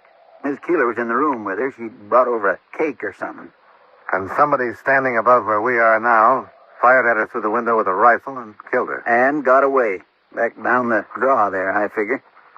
Tell me something, Jake. This waitress at the inn, Flora Lane, she pretty? Well, taste differ. She's pretty enough. Was it just a rumor? Or was Ben seeing her before his wife was killed?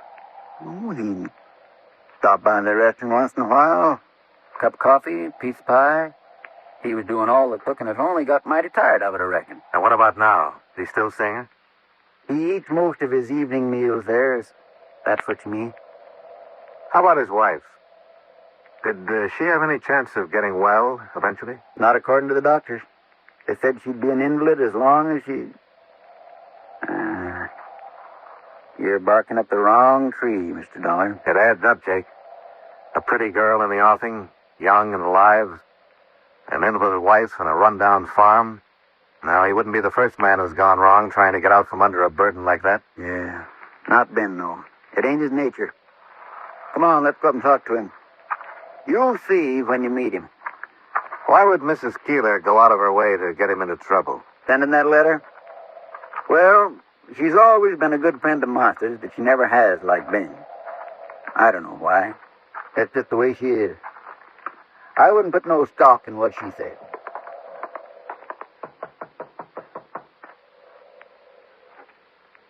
I don't see much sign of life. Well, Ben's in and out. You never know. Sounds like somebody's coming around the house. Guess he was working out in the barn. Or Looking for... Oh, a constable. All right, Tom. Fine, Mr. Finley. Been around? Nope. Nope, he ain't here. I've been working out back, fixing a spreader. Mr. Williams ain't here, though. Any idea when he'll be back? Nope. Nope, he didn't say. You can go in and set, though, if you want. Yeah, maybe we will. Oh, this is Mr. Dollar. Tom Smith. Howdy. Why, Tom does odd jobs for Ben, some of the other farmers. Works around here and there. I see. Were you working here the day Mrs. Williams was killed, Tom? No. I wasn't even near here. Anybody that said so was lying. I was clear over on the other side of town. Shall we go inside, Mr. Dollar? Okay.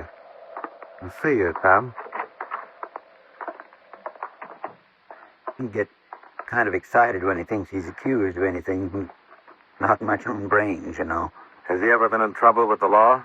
Well, petty stuff. Shooting game out of season, mostly. Oh? See a good shot? Dead shot. Never misses.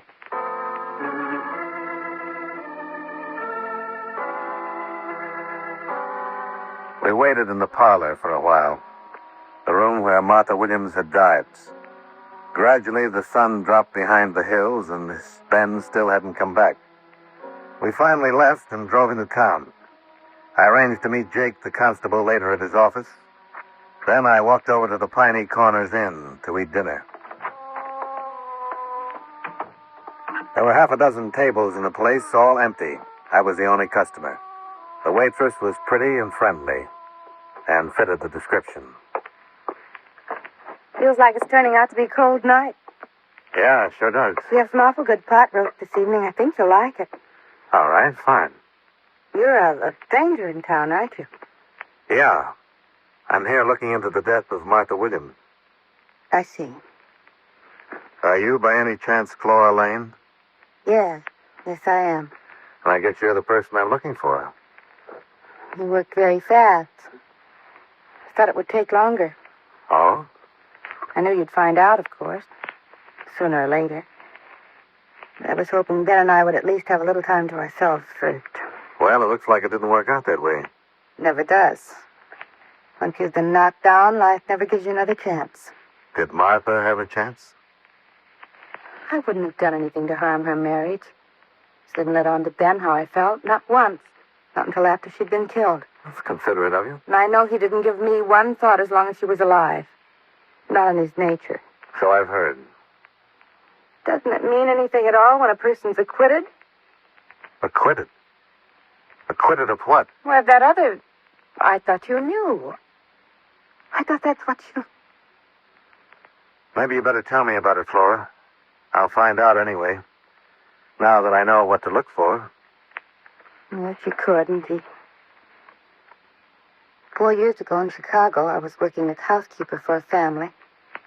The wife died suddenly. They said I did it because I wanted to marry the husband. I was tried for murder.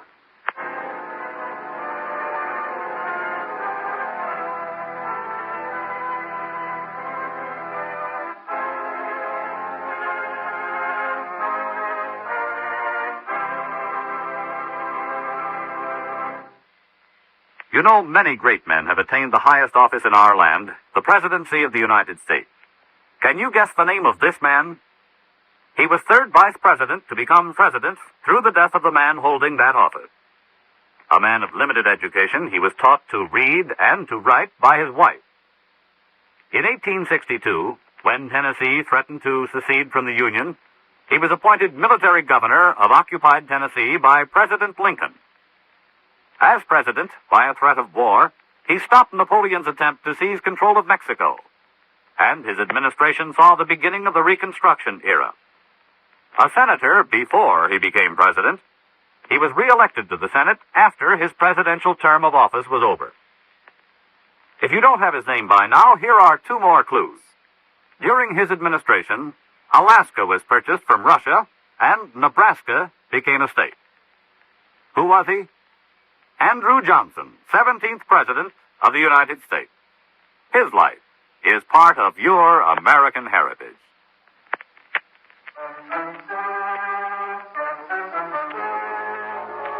And now, with our star, John Lund, we bring you the second act of Yours Truly, Johnny Dollar.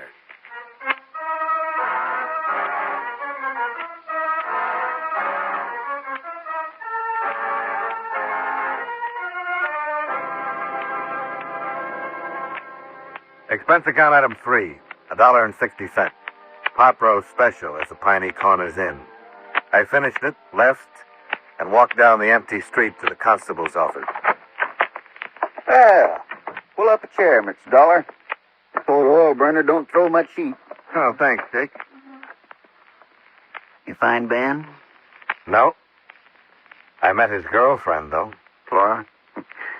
I reckon you found out about her, too, from that look on your face. Yeah, she let the whole thing slip. Thought I was already onto it. It don't have no bearing, Mr. Dollar. Oh, maybe not. The way it stands, though, I could make out a pretty good case against Ben. Except you haven't met him. It adds up, Jake.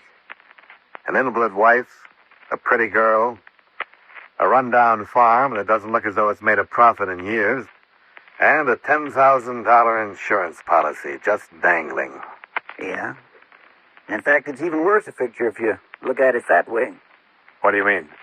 That farm's not only run down, it's mortgaged to the hilt. Ben needed money for that first operation last year, and the others later. The bank wouldn't touch it. Well, what happened? Our Keeler came through and helped him out. $7,500. That farm wouldn't bring $4,500 if it was sold tomorrow. Naturally, Ben feels pretty obligated. And $10,000 would take the pressure off all the way around. Huh. I've been wondering about something. You said that nearly everybody in the township had one of those old-fashioned squirrel rifles. What about Ben? No, just a shotgun. Yeah. I saw it when we were out there, hanging over the mantel. And I noticed something else at the same time. The hooks the gun was hanging on. They hadn't been put there for a shotgun. They were too far apart. But I think they'd fit a squirrel rifle just fine. Ben's not one to lie, and he told me he didn't have a rifle.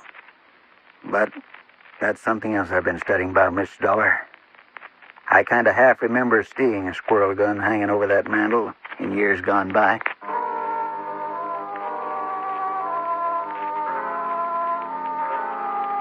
Expense account item 4, $4.50. Car expense for another trip with the constable out to the Williams farm. Lights are on.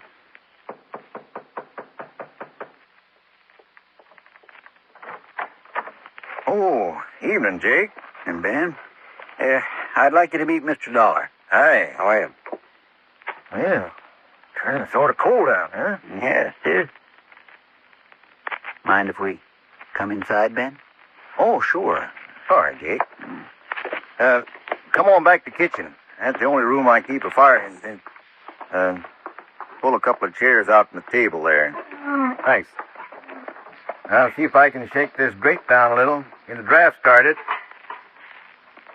You, got some business out this way, Jake? Well, yeah. As a matter of fact, we're here to talk to you, Ben. Oh? Mr. Dollar here is an investigator for the insurance company that's got the policy on Martha. He aims to find out who killed her. Oh, I see. You got any idea about it yet, Mr. Dollar? Yes, an idea, but nothing more than that. You mind telling me? No, I don't see any reason not to put the cards on the table. The way things stack up right now, looks like maybe you killed her, Ben. That's a lie. Well, I wouldn't harm a hair on her head. I said looks like. Looks can be deceiving. What do you mean? Mr. Dollar's been checking here and there, Ben, talking to people, the Keelers and Flora Lane. What's Flora got to do with it? Nothing. Or she could be part of your reason. Well, I didn't even make her acquaintance hardly before the last week or two. What about Mrs. Keeler? She's a friend of yours, isn't she? Well, she's a good friend of Martha's. Why do you ask? She thinks you killed your wife. She wrote a letter to the insurance company. Why, she's crazy. I always knew she never liked me, but I didn't figure she'd go that far. Ben, whatever happened to that squirrel rifle you had around the house? Why, the week before Martha died, somebody... Well, how'd you know I had it? What happened to it, Ben? Jake, I didn't lie to you, actually. You asked me if I had a rifle, and I said no. And I didn't then. You didn't ask me if I had one. Where's the rifle now, Ben? Well, I don't know, Mr. Dollar. It was stole the week before Martha was killed, and I ain't seen it since. You didn't say anything to me about it being stole. How come you didn't report it? Because Martha asked me not to. She thought she knew who took it, and she wanted to give them a chance to make good. And she was like that, always giving people a chance. But after she was gone, after she'd been shot by that same kind of rifle, you still didn't report it. Because of how it'd make things look. Reporting afterward that the gun had been took before. Don't you see? Who had a chance to steal the rifle, Ben?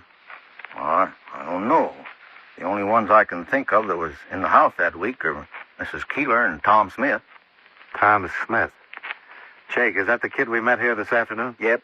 He's taken things before, Mr. Dollar, and he's crazy about guns. Oh. Maybe we ought to check into it.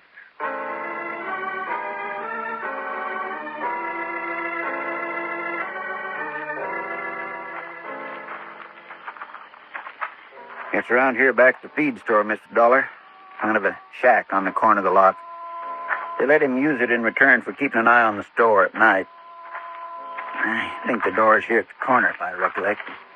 It's been a All long... right, now. You stop right where you are. It's Constable Finley, Tom. Mr. Dollar's with me. Why? I figured it was somebody trying to break in. Well, now that you know it isn't, I wonder if I can have a look at that gun you're holding. Well, I reckon so, Mr. Dollar. Sure, here. Thanks. You got the flashlight, Jake? Yeah, just a second now. Here we are. Well, no luck. It's a .22. What you fellas up to, anyhow? Tom, what did you do with Ben Williams' squirrel rifle? How'd you find out? Never mind. What did you do with it? I ain't got it now. Where is it? I sold it. I did. I sold it to Mr. Keeler. He gave me $3 for it about 3 weeks ago. 3 weeks. That'd make it a week after Martha Williams was shot. And you took the gun the week before she was shot. Well, Tom? Well, what? I don't know what... Are you saying I shot Mrs. Williams? I'm asking. She was the best friend I ever had. The only one in this town ever treated me like somebody. I wouldn't do nothing to hurt her. Now, Tom. Besides, that gun ain't even been fired for 3 or 4 years, maybe. Miss Williams never did use it. Well, it even got rust inside the barrel. Tom, for your sake, I hope it has.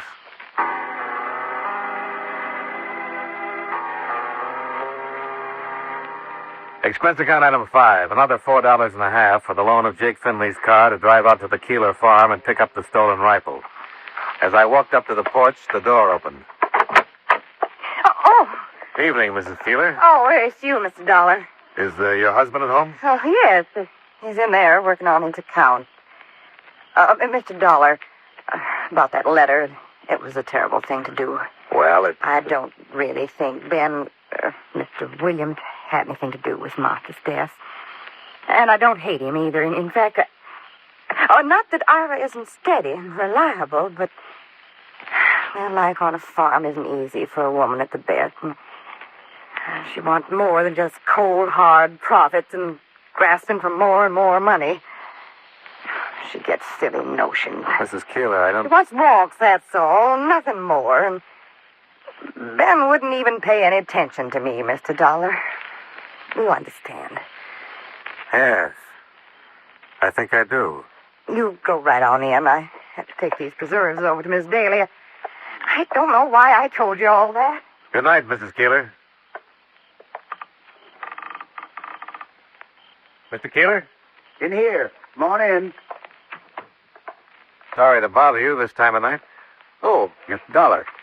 Just finishing up my last year's account book. What can I do for you? Well, unless I've been misinformed, you bought a squirrel rifle from Tom Smith a while back. Yeah, that's right. Hanging there over the fireplace. $3. Quite a bargain. Of course, I wouldn't be surprised if he stole it somewhere. He did. From your next-door neighbor, Ben Williams. About $3. And I'll take it over to Ben in the morning. I wonder if I could look at the gun, Mr. Keeler.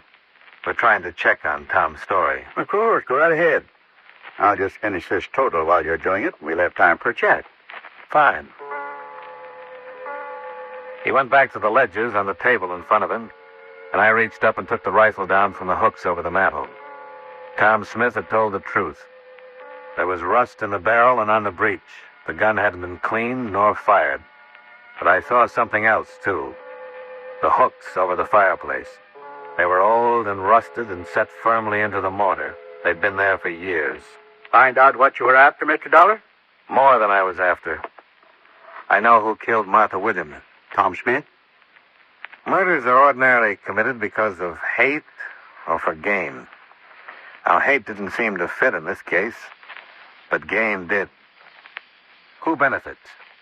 At first glance, Ben Williams, the beneficiary of the insurance policy. Oh, I don't believe it. No, neither did I, not completely. Didn't quite add up. Maybe it was too obvious. No, it wasn't Ben, Mr. Keeler. It was somebody who stood to benefit even more than he did from that $10,000 policy. Who? Somebody who made a $7,500 loan out of kindness. That in itself should have tipped me off, Mr. Keeler. As Jake says, it wasn't in your nature. My nature? And of course it wasn't kindness. It was good business at the time, because a turnpike was being planned that would make the farm worth twice that loan. But the road fell through, and you were stuck with a worthless farm, unless Ben could get money to pay you. I imagine that's when you started thinking about murder. You're accusing me of murder, Mr. Dollar? Those hooks over the mantel have been there a long time. Where's the rifle that hung there before you bought this one from Tom Smith? There might not have been one. The neighbors will remember. Yes, let me just put down this final total. Yeah, there. I had a good year last year. Very good year. I doubt it's going to be that good this year. Well, no regrets, Mr. Dollar. It's like farming. You take risks on drought, frost, insect. Sometimes you lose. Make a mistake. I knew I'd made a mistake the second I pulled that trigger. It was just a matter of time. The gun's buried out behind the barn.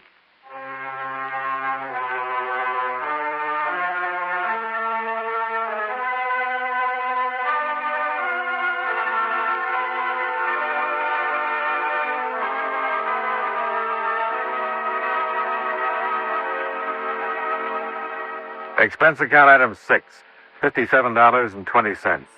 Incidentals and transportation back to Hartford. Expense account total, $120.70. Yours truly, Johnny Dollar.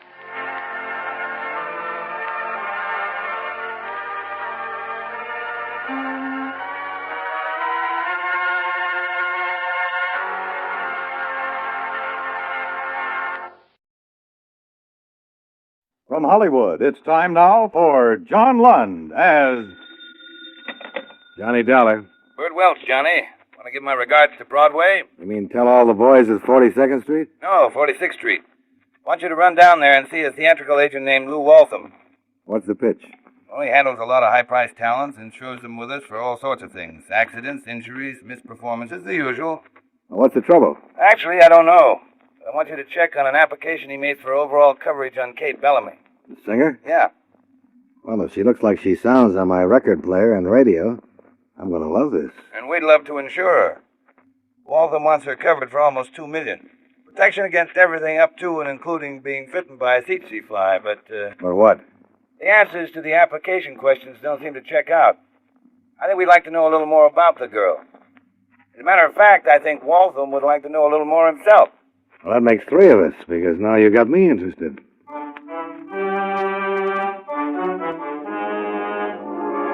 John Lund in a transcribed adventure of the man with the action-packed expense account, America's fabulous freelance insurance investigator. Yours truly, Johnny Dollar.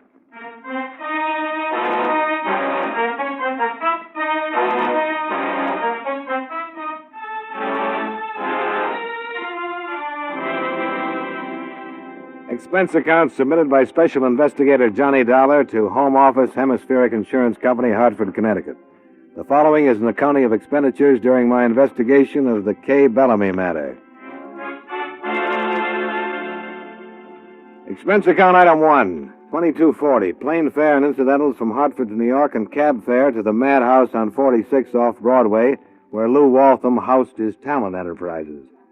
I ran the gamut of would-be thespians, and his haggard secretary covered my rear valiantly as I plowed my way from the outer office to the inner sanctum.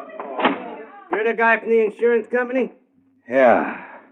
Is it always like that out there? I think I went suddenly deaf. Yeah, you're all right. This office soundproof.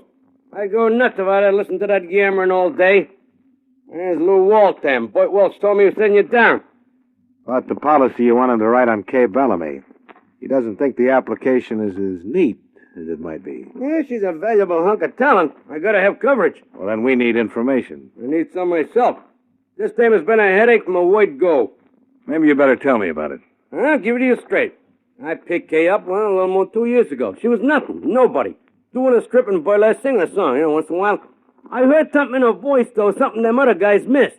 I signed her, had her trained, got her a good deal. Well, that's my business. Sure. She knocked down $1,000 a week on that radio show, more on records.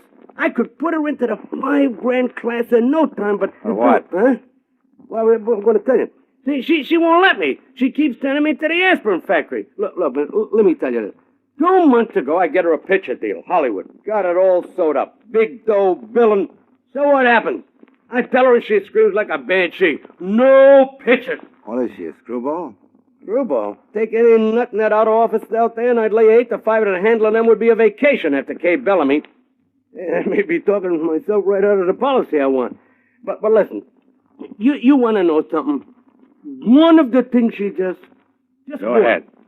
Figure this, will you? In between her radio shows, she disappears for a whole week.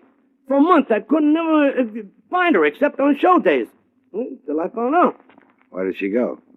To help me, you can sue me if I'm lying. She spent her time working in burlesque. What? Yeah, I mean, $1,000 a week on one radio show, but she goes around playing zip the rest of the time for $75 a week under the name of Don LaValle. Are you sure? I followed her. I seen her with my own eyes. You talked to her about it? I tucked myself blue in her face. She freezes and tells me to mind my own business. She'd go get another agent. You know, Mr. Waltham, I think you'd better get another insurance company. Now, look, I do a lot of business with your firm. No trouble. This girl is valuable property. Give me a break, eh? Maybe you could talk to her. Maybe she just hates agents. All right, Mr. Waltham.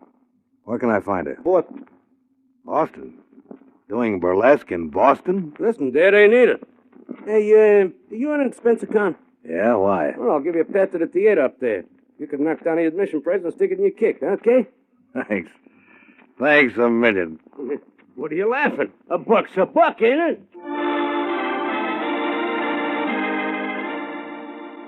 Expense account item 2, 1945. Cab and plane fares between Lou Waltham's New York office and the Burley Q Review in Boston, where Kay Bellamy, with a little Turkish veil hiding her face on the billboard, was dancing under the name of Dawn LaValle.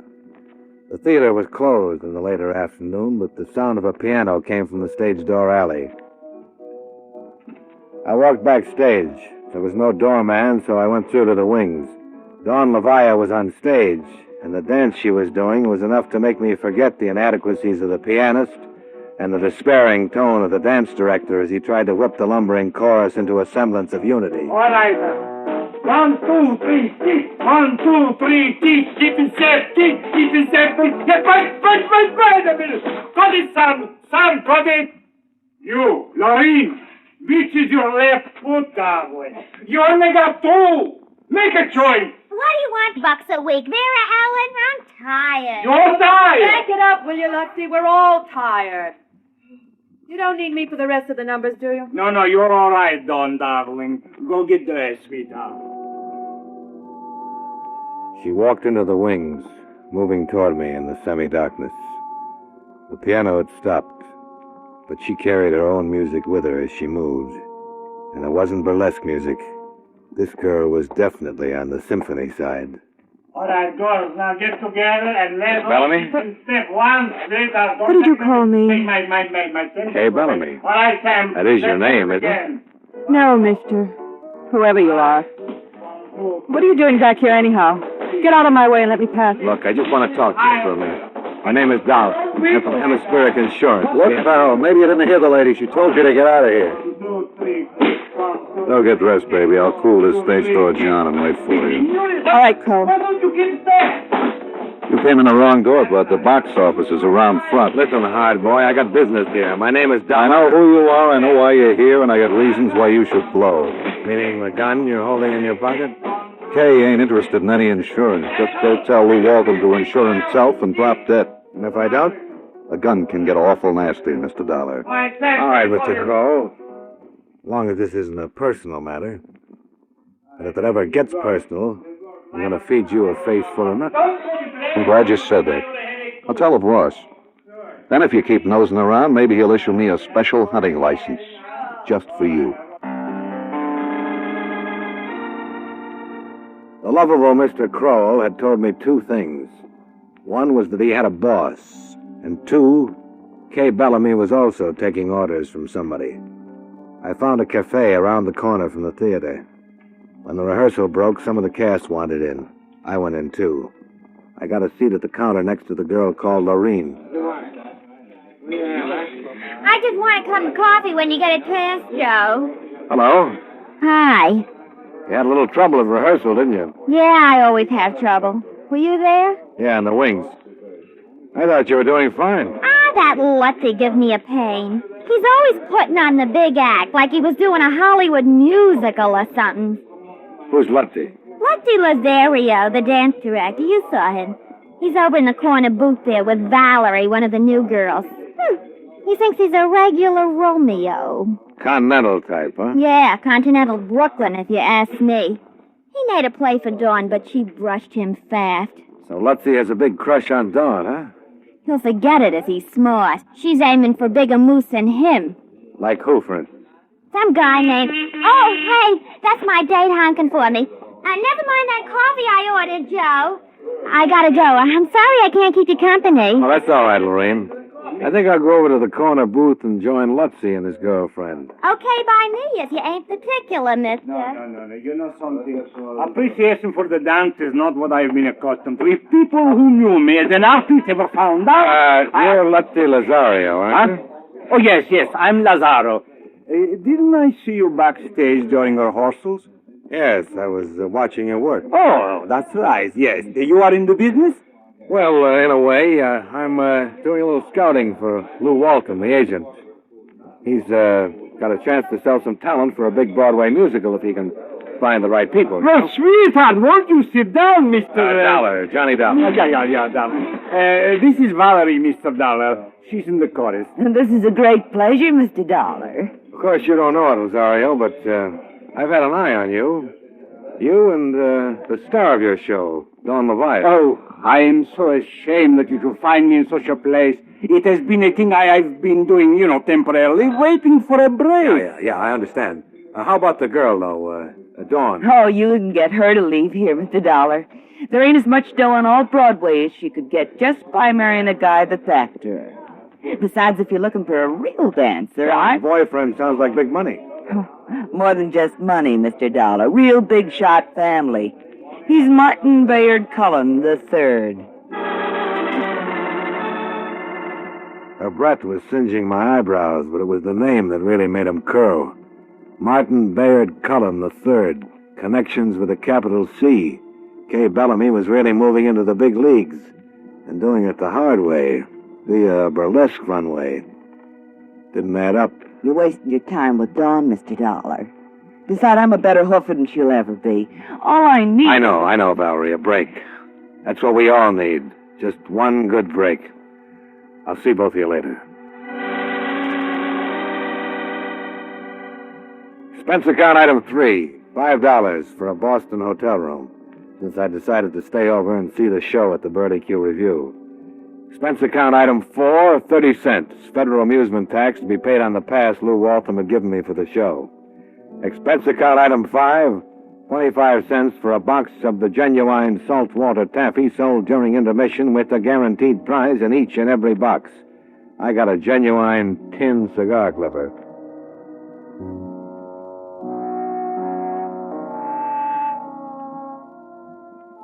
I watched Kay Bellamy, masquerading as Dawn Levia, take off everything the law would allow except the veil that covered the lower half of her face. Then, emotionally exhausted, I went back to my hotel and slept. It was noon when I was wakened by a knock on the door.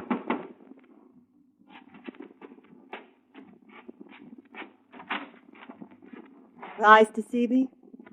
Well, a little, Miss Bellamy. You weren't happy with me yesterday. Well, I was angry with Lou Waltham for sending you. See, Mr. Dollar, I started out in burlesque, and frankly, for some reason, I like it, that's all. Oh, you must, to mix it with a $1,000 a week radio career. Sometimes a farm kid makes good in a big city, gets his own swimming pool. But when he gets a chance, he takes off his shoes and goes wading in the brook. Sometimes. That's the way it is with me. A lie like that ought to get your pretty mouth washed out with soap. Why should I lie to you? Besides, Lou Waltham has no right to insure me unless I want myself insured, does he?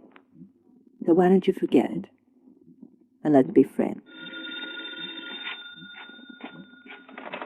Johnny Dollar. Johnny, Bert Welch. I've had an awful time finding you. A few more minutes and I put through a call to you, Bert. Think you'd better forget about that Kay Bellamy policy Waltham wanted. The lady doesn't want to be insured. Even if she did, it wouldn't matter now. What do you mean?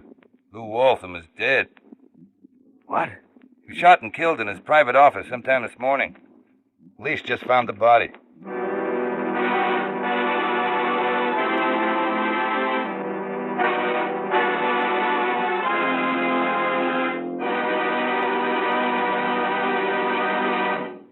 We'll return you to yours truly, Johnny Dollar, in just a moment. Right now, our country is engaged in all-out effort to fight off aggression and preserve our democratic freedom. The future of America concerns us all. That's why we should all help to make that future as bright as possible. By buying United States defense bonds, you can help make American freedom secure. And at the same time, you'll be automatically saving for your own financial security. Buy an extra bond for defense.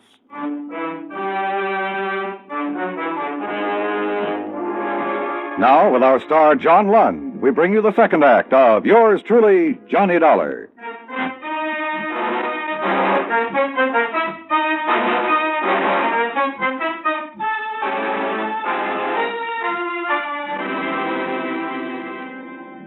I grabbed the first plane out of Boston and was back in New York by late afternoon.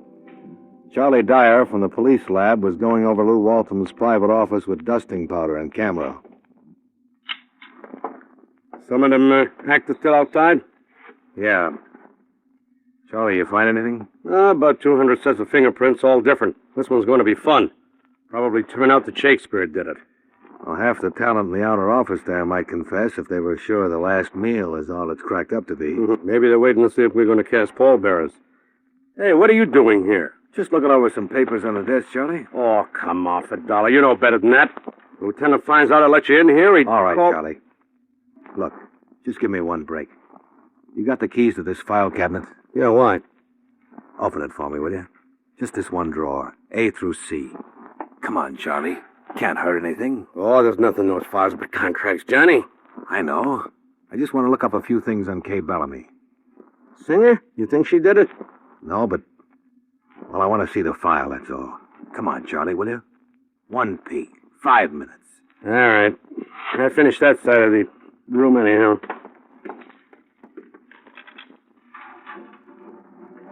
Go ahead, take the folder you want, Johnny, but I want to see what you're doing. Here it is. Kay Bellamy. Just curious about something. What? Why a doll with her voice and face and figure isn't on television? Oh, for crying out loud. Go out and take a seat on the bench with the rest of those nuts. I didn't even hear him. Kay Bellamy's contract with Lou Waltham was a dilly. No personal appearances, no club dates, no publicity pictures released without her approval, no studio audiences permitted at her broadcast, no television show. Look, Johnny, will you finish that and get out of here? I'm finished, Charlie. Why, she ain't on television. If you ask me, she must have a face that would blow out the transmitter. What makes you say that? Pictures of her in the photo file. Where? Bottom drawer there, it says photos. I want to see those, too, Charlie.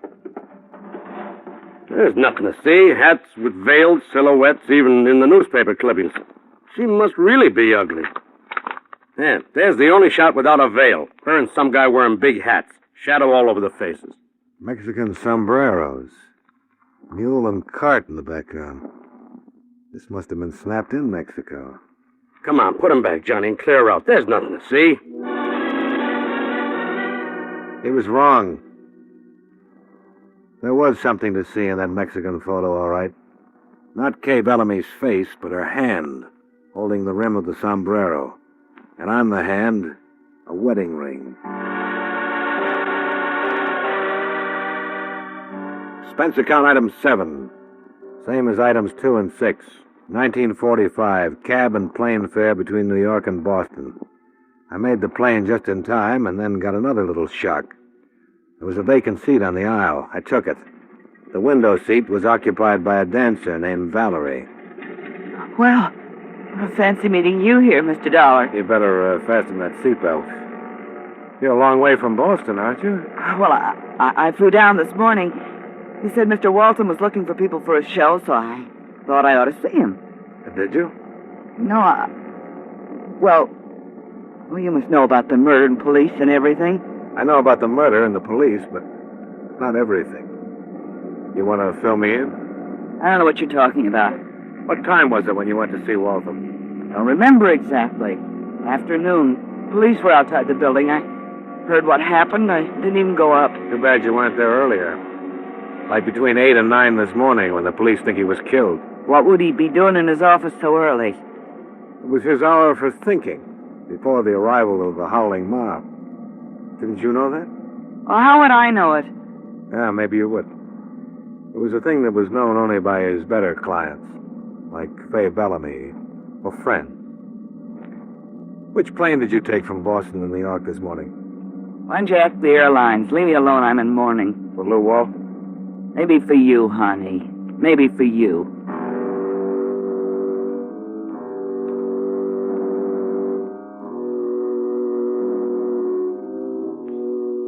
A lot of people were tying up together, and they were all tying around Kay Bellamy. But there was still no sign of the payoff. I had to find out where Martin Bayard Cullen III came into the picture. When we reached Boston, I taxied out to the exclusive Back Bay mansion that had housed the Cullens for generations. Martin III received me in the library. Your card says you're an insurance investigator. Whatever your business is, I would prefer it if you would take the matter up with my business counselors. Well, it's the kind of business they might know about.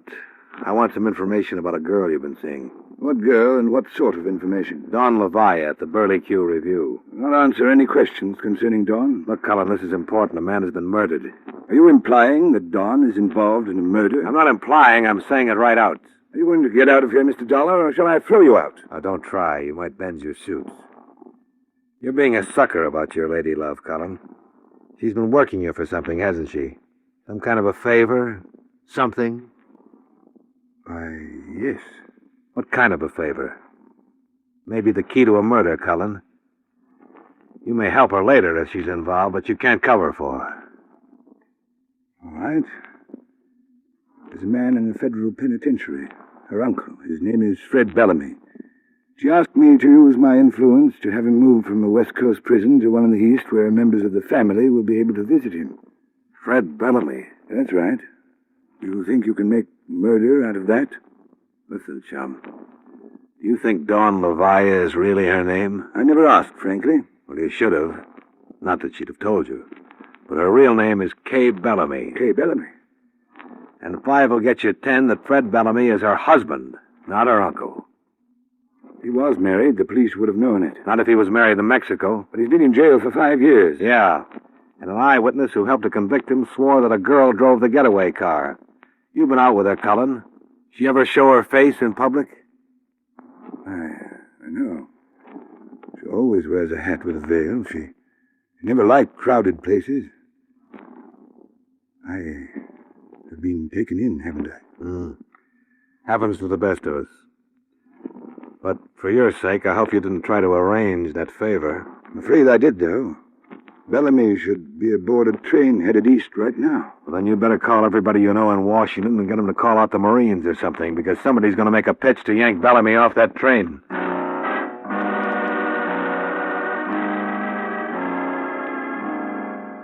But it still didn't solve the murder of Lou Waltham. He'd found out the same things, that was certain. But how? I kept thinking about it on my way down the gravel driveway from the Cullen house. Then I reached the street and started to think of another murder. One that looked like it was just about to take place. My own. All right, Nosey. Head for that car and climb in. You're a busy little fellow, aren't you, Crow? Yeah, I asked the boss for that special hunting license, like I said. And I got it. You ain't gonna like this ride. You're crawling behind the wheel. All right, start it and get going. Too bad you have to work so hard all alone, Kroll. I just found out why you haven't had more company. I can handle you alone, Buster. I don't know. You look like part of a gang, Kroll. You're the type. But the rest of the boys are out meeting a train someplace, aren't they? The Fred Bellamy special. Oh, I know your mouth has to be zippered. It'll be getting nice and dark, so... Take a road out of town. Let's see a little country. Sure.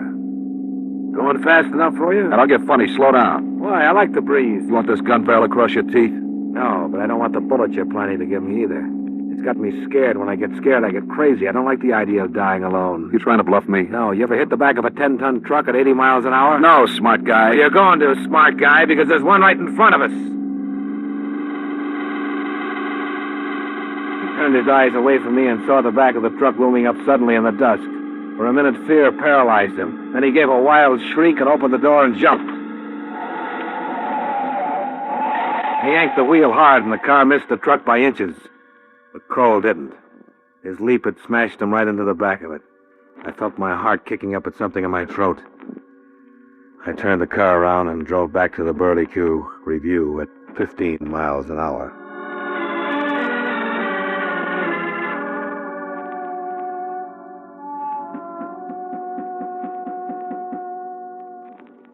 Come in.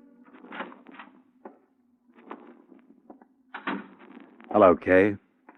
Oh, it's you. Yeah. Tired of running, Kay? Yeah, tired. Your husband isn't going to get off that train. The gang will be picked up, too. I know. I just had a phone call from Martin Bayard Cullen III. He made me feel like it was rotten. I did it because I had to.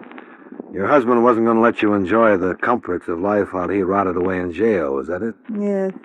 He let me take the radio job because he thought he might be able to buy his way out with the money. Out of a federal pen? He was dreaming. I'm glad it's over.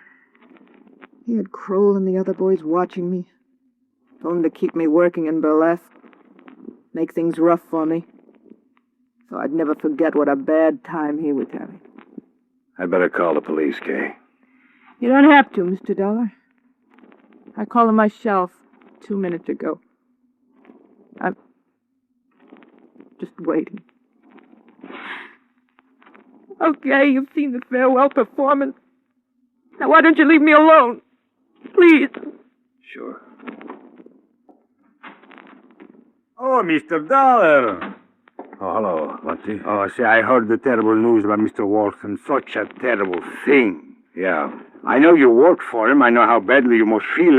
Oh, tell me something. Are you taking over the business? Will you be looking for the people for that show? I'll let you know. Is Valerie around? Yeah, in the manager's office, just over there. Mr. Kroll's office. You know Mr. Kroll? Yeah. I met him around a couple of times. Thanks.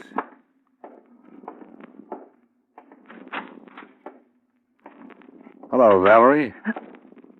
You. Where's Kroll? I don't know for sure. Maybe out on the highway, maybe in the morgue by now. The morgue? His hunting license expired. You lost your boyfriend. He was nothing to me.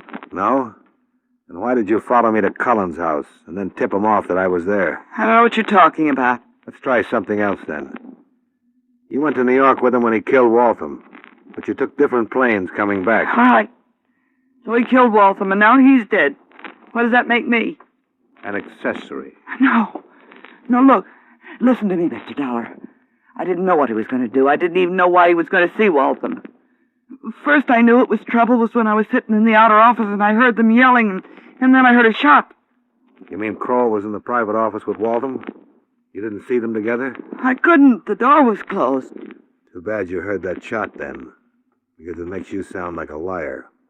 Waltham's private office was completely soundproof. I see. Oh, sure. You're a nice, peaceful girl, all right. Let go of it. That's better. Police will be here soon with a wagon.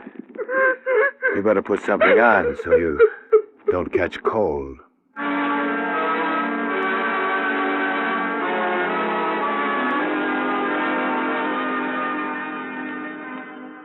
And that's about it for the bump and grind artists. Lou Waltham never insured himself because he had nobody to leave it to, so there's no loss there. Of course, the K. Bellamy policy was never issued. You lose a fat premium, but don't fret over it. Clause 42A would have cost you a mint, the one about missing performances. She'll be missing them for the next 10 years. I guess your total loss lies in my expense account. Item 8, $43 miscellaneous. Item 9, $6.10 train fare from Boston back to Hartford, Connecticut. Please note that I did not charge you for the admission pass that Waltham gave me to the Burley Q Review, nor did I charge you cab fare from the Cullen Mansion to town, since Kroll provided car service. Expense account total, $135.40. Yours truly, Johnny Dollar.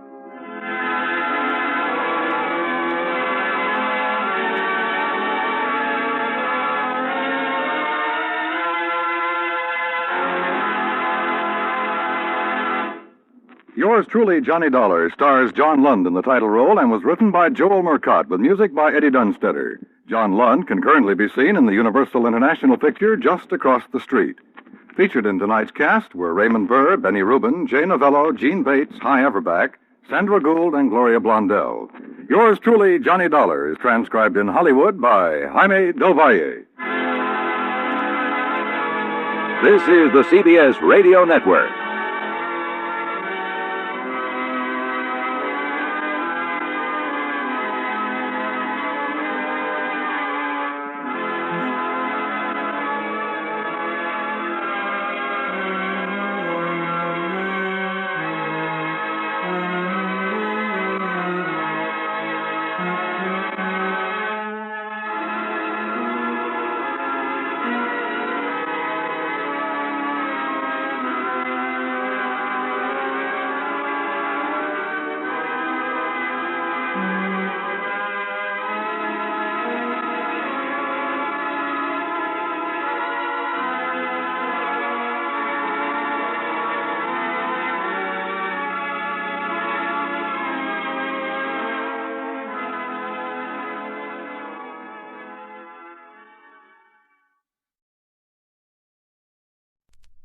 WBBM-FM, Chicago.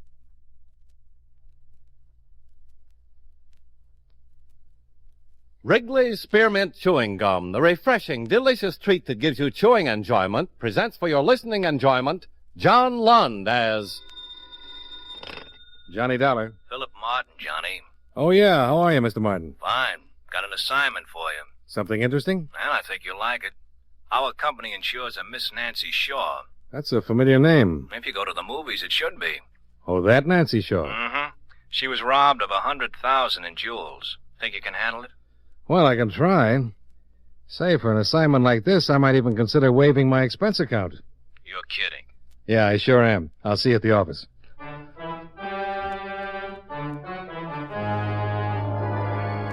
the makers of Wrigley's Spearmint Chewing Gum bring you John Lund and another adventure of the man with the action-packed expense account, America's fabulous freelance insurance investigator. Yours truly, Johnny Dollar.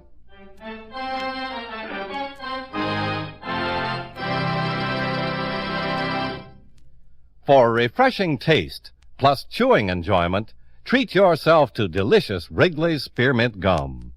When your mouth and throat feel hot and dry, a stick of Wrigley's Spearmint gives you quick, long-lasting refreshment. The lively, full-bodied spearmint flavor cools your mouth and freshens your taste. The chewing itself helps keep your throat pleasantly moist. Best of all, you can chew and enjoy refreshing Wrigley's Spearmint Gum almost any time and any place. Keep a package handy right in your purse or pocket so you can chew a stick whenever you want it. For refreshing taste, plus chewing enjoyment, treat yourself to delicious Wrigley's Spearmint Gum. Millions enjoy it, and you will too.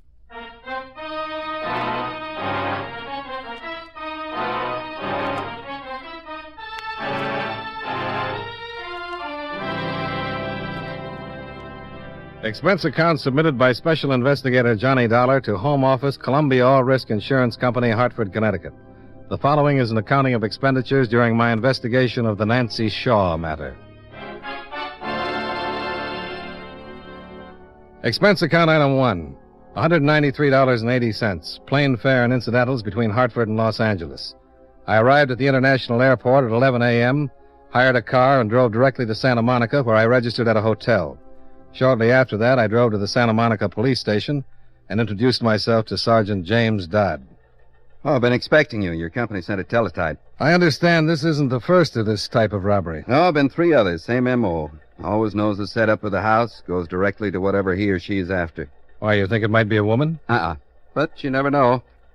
Each time it's been wealthy families, twice people in the picture business. Here's a list of the articles stolen. Quite a list. Any of the stuff shown up yet? Not yet, but it will. Miss Shaw was robbed night before last. Sunday, maid's night out. Each one's been like that. Always the maid's night off. Always the people are out to dinner or something. Whoever it is, very well informed. I've got to run out and talk with Miss Shaw. Nice girl. You'll like her. Malibu, number 915. Straight out the highway, turn in the gates at the colony. I'd better call and tell her you're coming down, or you'll never get past the patrol. Patrol? Yeah, the association that protects the homes in the colony. They check everybody that comes in the gates. What about the thief, then? Well, I think he parked on the highway down from the colony, walked down to the beach, and busted in the Shaw place from the back way. Well, thank you, Sergeant. Sure. Anything else? Happy to help out.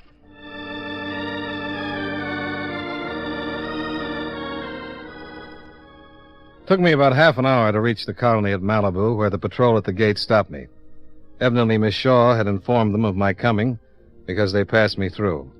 I drove slowly down a narrow street fronted on one side by beautiful homes that faced a long white strip of beach.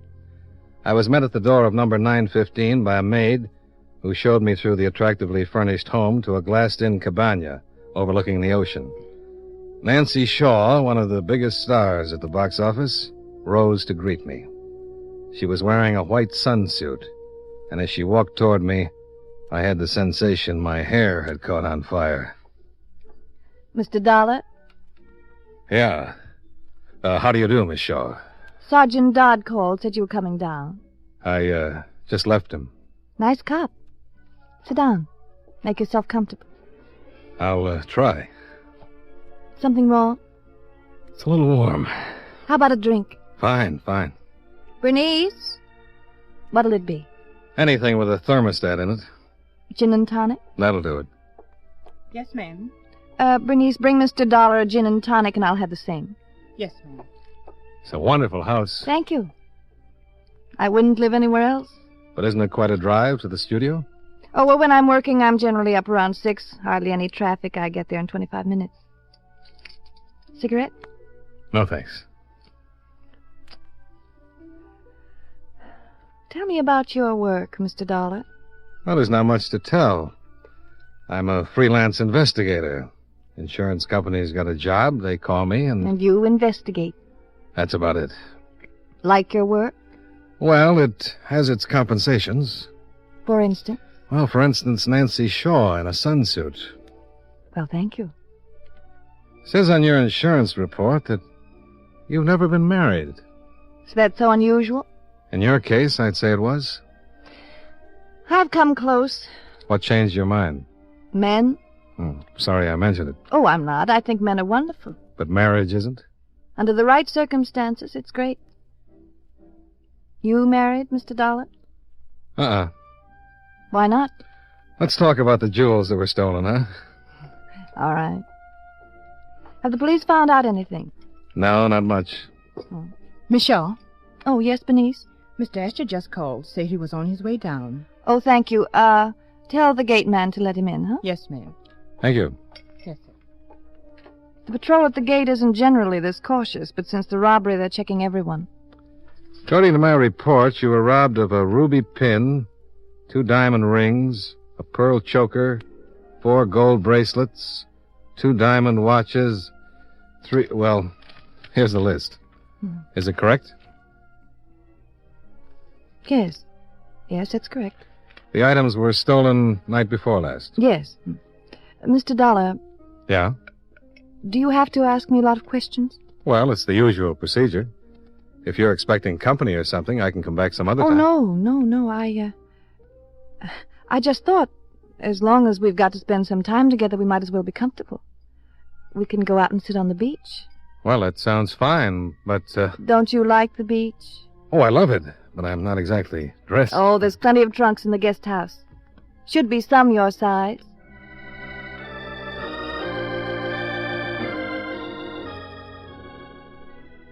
I met her on the beach. She'd changed from the sunsuit to a red bathing suit. She was stretched out in the sand, her face turned up to the sun, and her blonde hair spread out around her shoulders. Hi. Hi. Here. Spread out this towel. Get yourself some sun. Okay. You're a little white. More of a pearl gray, I'd say. Trunks look fine. I hunted high and low for a pail and a shovel. Gonna dig in the sand? I don't think I've been out on the beach like this since I was 8.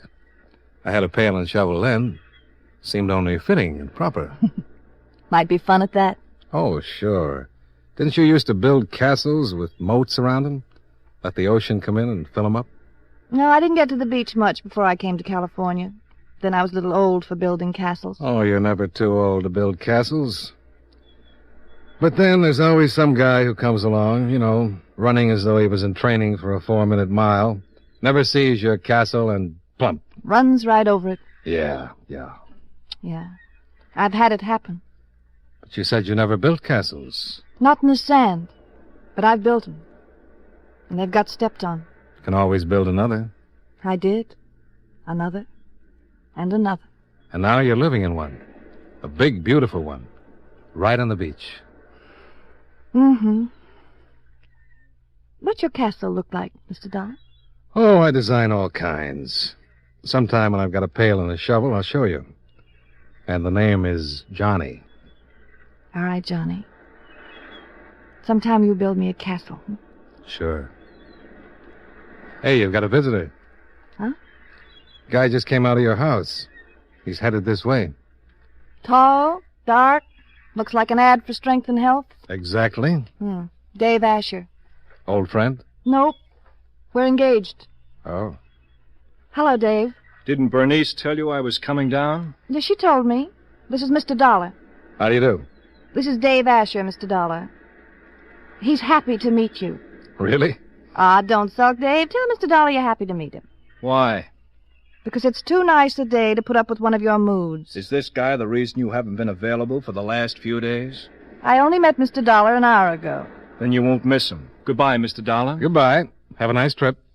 I don't think you get the point. Oh, sure I do. You're unhappy, so you're leaving. Mr. Dollar, maybe you don't know it, but Miss Shaw and I are engaged. I know it. Dave, for once in your life, try to act I drove all the way down here to see you. I haven't seen you since Sunday night, and there's a few things I like to settle.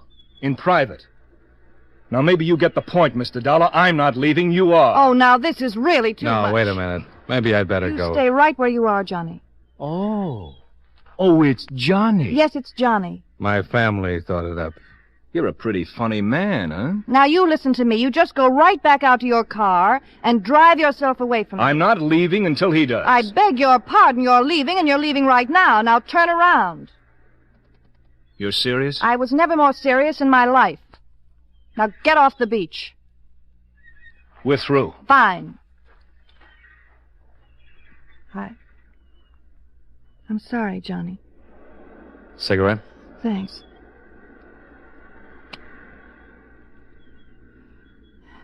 It's rather unpleasant. You want to borrow my shoulder? Oh, it's been coming to this for a long time. I don't know why I didn't stop seeing him sooner, except that I really didn't know him for the first few months. You know, party manners, impress the lady with a well-oiled line. I guess I was being as insincere as he was. It's the town for insincerity, Johnny. It's like the first house I bought. Beautiful.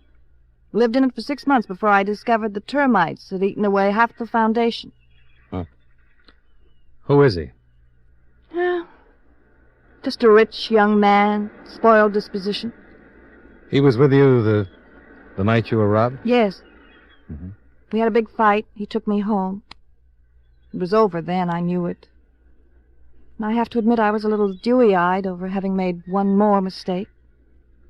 Then when I discovered the jewelry was missing, it was just too much. I must have cried for 2 whole hours. I have to go to a party tonight, Johnny. Dave and I were invited. What'll I do? Have a headache?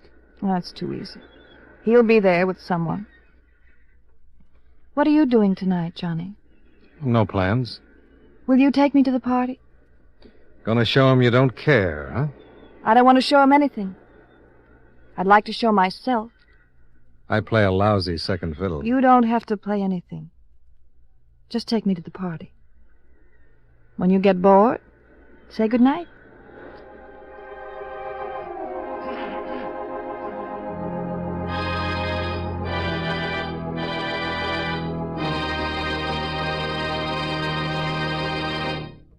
Friends, no matter what kind of work you do, it's a real help to chew delicious Wrigley Spearmint Gum right while you're working. When you're warm or tired, for instance, the lively, full-bodied spearmint flavor is really refreshing. It helps keep your mouth and throat feeling cool and moist. Chewing on that smooth, good-tasting piece of Wrigley Spearmint makes the time pass more pleasantly, too. It seems to make your work go smoother and easier. Keep a package or two of Wrigley Spearmint Chewing Gum handy all the time. Enjoy chewing Wrigley Spearmint while you're working and at other times. That's Wrigley Spearmint Chewing Gum. Healthful, refreshing, delicious.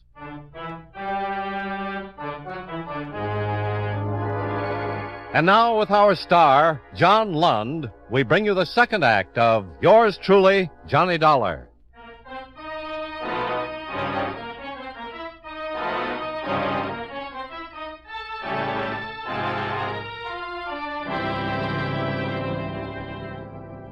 I guess it wasn't a very big party by Hollywood standards, but it frightened me.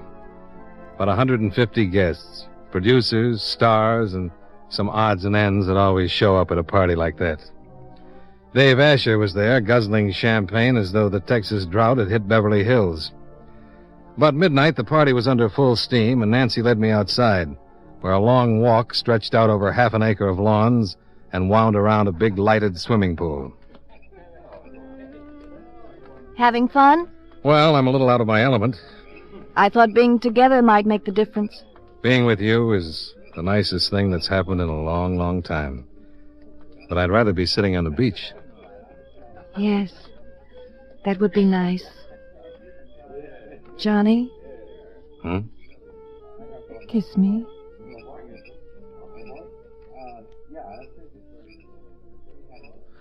Well, what was that for? Does it have to be for something? Well, doesn't it? I guess so. I wanted you to kiss me. I thought it might be nice. It was. Let's get out of here. All right. Well. Hello, Dave. Goodbye, Dave. Going someplace? Yes, we were. Why don't you be a good boy? I want to and talk to you, funny man. Dave, please. Let him get it off his chest. Yeah, it's good for one to get something off one's chest, right? If you say so. I do. I say so. Johnny? It's all right. Sure, Nancy, it's all right. Funny man can handle himself. Catch a funny man. Look, Sonny, whatever it is you've got to say it and get out of my way. I don't like you. Great. I'd hate to be your first friend. And I don't care much for your date, the little glamour gal.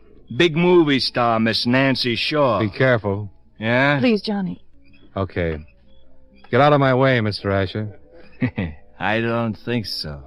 Well, then it's about time you got your first lesson.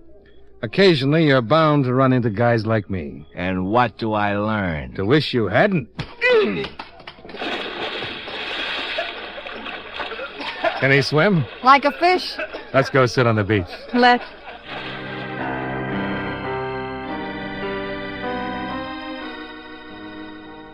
We left while young Asher was pulling himself out of the pool and drove back to the beach. Turned out to be a lovely evening after all. We sat on the beach and talked about things until we couldn't think of anything else to say. I left as the sun was rising behind the Malibu hills and drove back to the hotel and crawled into bed. I'd promised to see Nancy for dinner, so I set the alarm and fell asleep. It was about 4 p.m. when the phone rang. Johnny Dollar. This is Sergeant Dodd. Oh, how are you? I was just catching a little snooze. You have a big night last night? Well, I don't know. Nothing special. Why? You made the papers, front page. Huh? Yeah. Says here you knocked some young socialite into a swimming pool. Oh, I better get up. Anything new on the case? No, I thought maybe you might have something. What do you know about this guy you belted last night? He didn't drown, did he? No, but we've been doing some checking on him. Any particular reason? Well, we're checking everyone that's even remotely connected with Miss Shaw or any of the others who've been robbed. Well, all I know is that he used to be engaged to Miss Shaw. His name is Asher. Dave Asher. And oh, yeah, she said he's got a lot of money. Oil wells. Yeah. Not a one. What do you mean? I mean, he looks like a phony. Nobody's ever heard of him. He's certainly not in oil. Does he have money? Yeah, but not as much as he pretends. 3 months ago, he didn't even have a bank account, and he was living in a $7 a week room. Huh. Just thought you might be able to tell me something more. No, I can't. But I'll see what I can find out. Okay. Give my regards to Miss Shaw. I'll do that. Seems like a real nice girl. Yeah.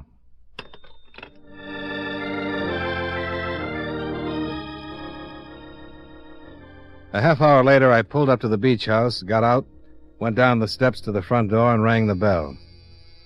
It had been a long time since I'd felt like that. I was really looking forward to seeing her again. Oh, Miss Shaw isn't in, Mr. Dollars. Well, she's expecting me. Miss Shaw isn't seeing anyone for the next few days.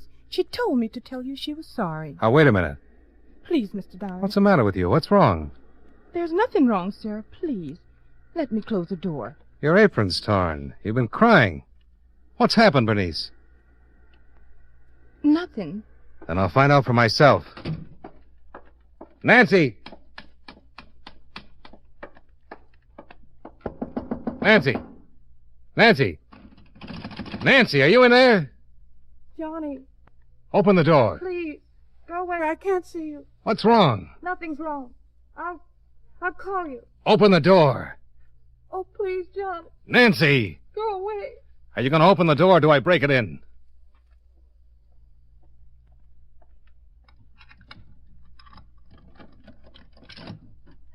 Johnny, I didn't want to see you. I didn't want any more trouble. Honey, who did it? Oh, please. Please don't do anything. Don't say anything about it, please. The publicity would be awful. Come on. Sit down. Oh. Have you seen a doctor? No. Bernice called him. He should be here any minute. He won't say anything. Who did it? Oh, Johnny, please forget it. Asher. Please, please. All right. Come on. You stretch out. You got any sleeping pills or anything? It's in the cabinet.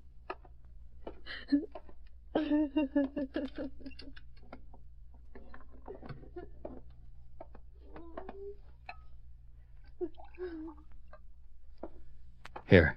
Take a couple. Come on. Now you just relax till the doctor gets here. You'll be all right. All right. You just take it easy. Okay? Okay.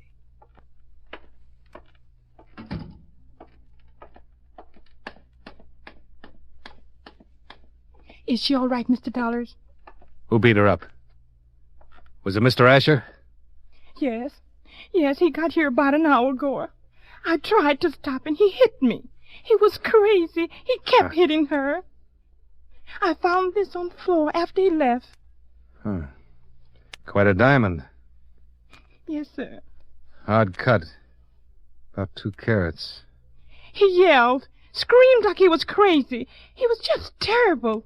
Is she all right? Yeah. I want to use the phone. Yes, sir. I didn't want to keep you out, Mr. Dallas. But Miss Shaw was scared you'd do something. Somebody's got to do something, Bernice. You going to call the police? Yeah. I guess you have to.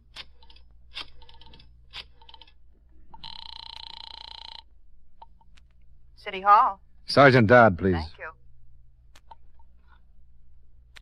Robbery, Sergeant Dodd. This is Johnny Dollar. Oh, yeah. You got that list of stolen goods handy? Well, right in front of me. Why?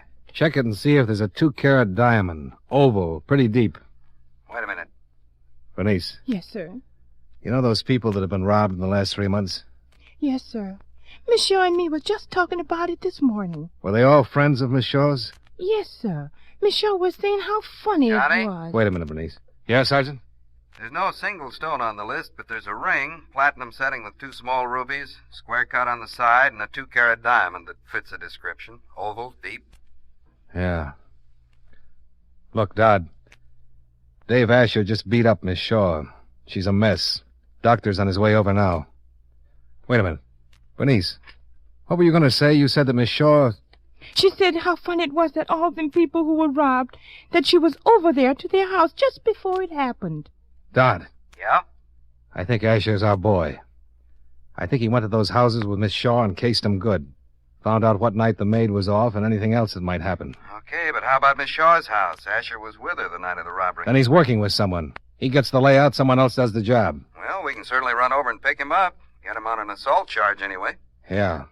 I want to see Mr. Asher again.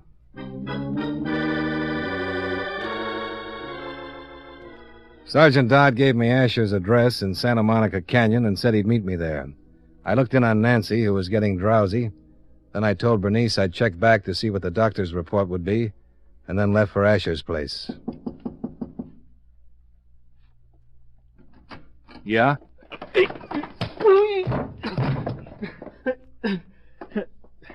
Get up. I said get up! Let me go. You're out of shape, Dave. You should train on men for a while. You broke my nose. You're lucky. Now, where did you get this ring? Where did you get it? I bought it. Where? From a guy. What guy? Just a guy. I don't know him. He wanted to sell it, and I bought it. Is there anything the matter with that? Yeah, you're lying. Now, listen to me. I want some answers. First, where did you get this ring? I told you.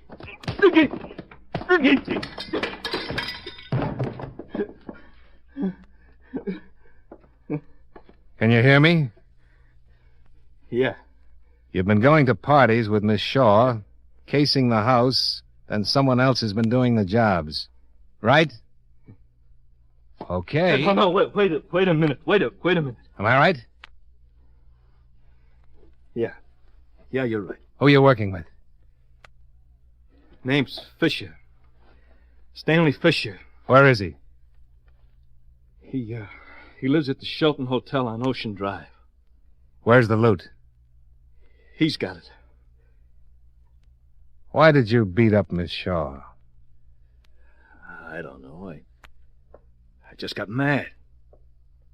I don't know why I did it. Don't you ever do anything and you don't know why? Oh, yeah, sure.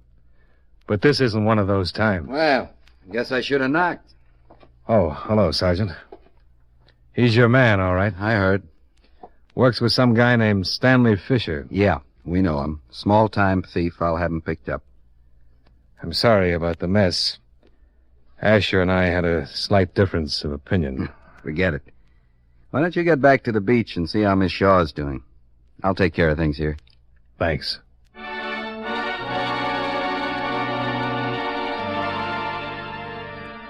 Miss Shaw was fine. Took her a few days to get up and around, so naturally I stayed in town until Dodd put the finishing touches on the case. Then I went down to the beach and gave her a full report. And now you've got to leave. I'm afraid so. I don't particularly want to. I guess it's better. Why? I don't know. Do you? Sure. So I can come back. Will you? The next time my expense account brings me to California. I will personally rob every house in the neighborhood. You do that. Well, I've got to catch a plane. Johnny? Come here.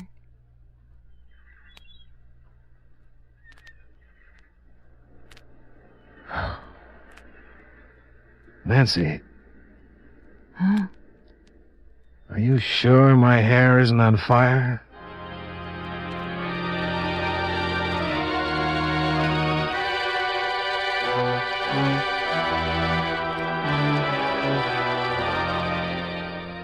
Well, that was that. Expense account item 2, $115. Hotel bill and incidentals. Items 3 and 4, $295.85. Car rental, plane fare, and incidentals back to Hartford. Expense account total $604.65. Yours truly, Johnny Dollar.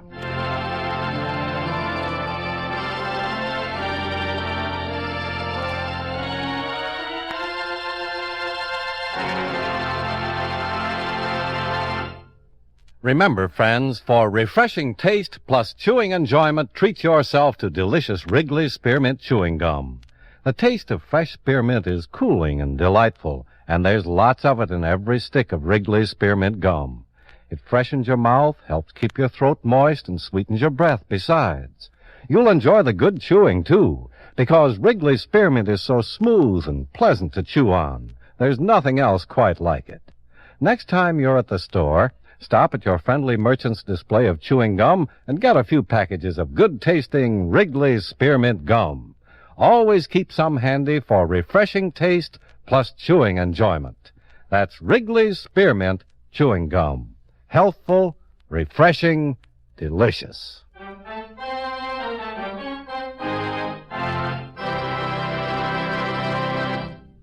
Yours truly, Johnny Dollar, brought to you by Wrigley's Spearmint Chewing Gum, stars John Lund in the title role and was written by Blake Edwards with music by Eddie Dunstetter.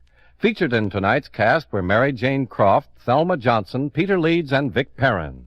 Yours truly, Johnny Dollar, is produced and directed by Jaime Del Valle.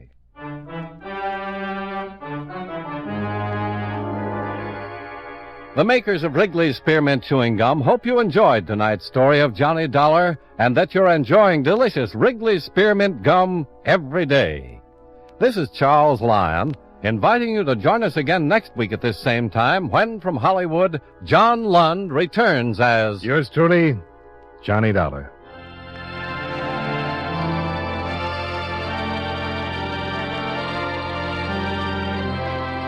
This is the CBS Radio Network.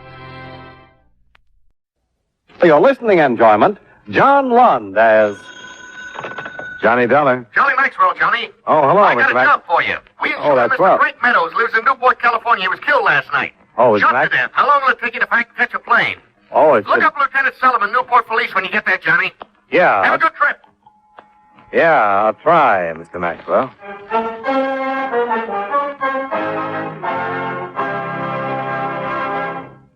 Right now, I'd like to take a few minutes of your time to pass on a thought which, incidentally, concerns time. According to the Bible, to everything there is a season and a time to every purpose under the heaven. We all agree on that, I'm sure. And we'll also agree that the regulation of time also depends on the season. For example, did it ever occur to you who decided where our 4 time zones in America should be exactly? Well, back maybe 75 years ago, there were about 150 different time zones which were set up according to the whim of the local inhabitants.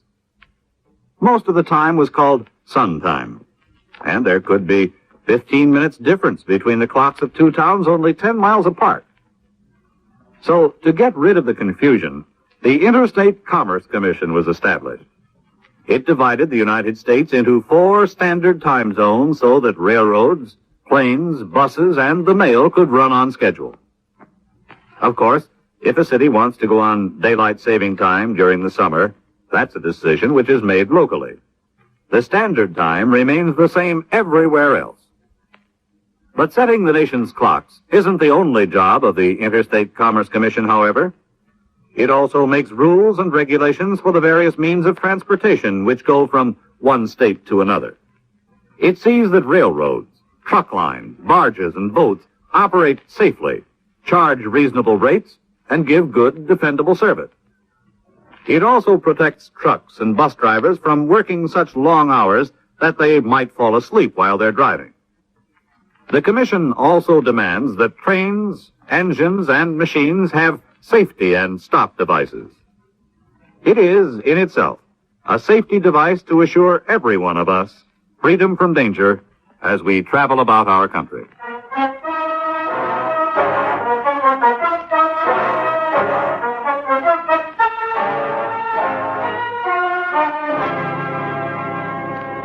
Expense account submitted by Special Investigator Johnny Dollar to Home Office, Universal Bonding and Indemnity Company, Hartford, Connecticut.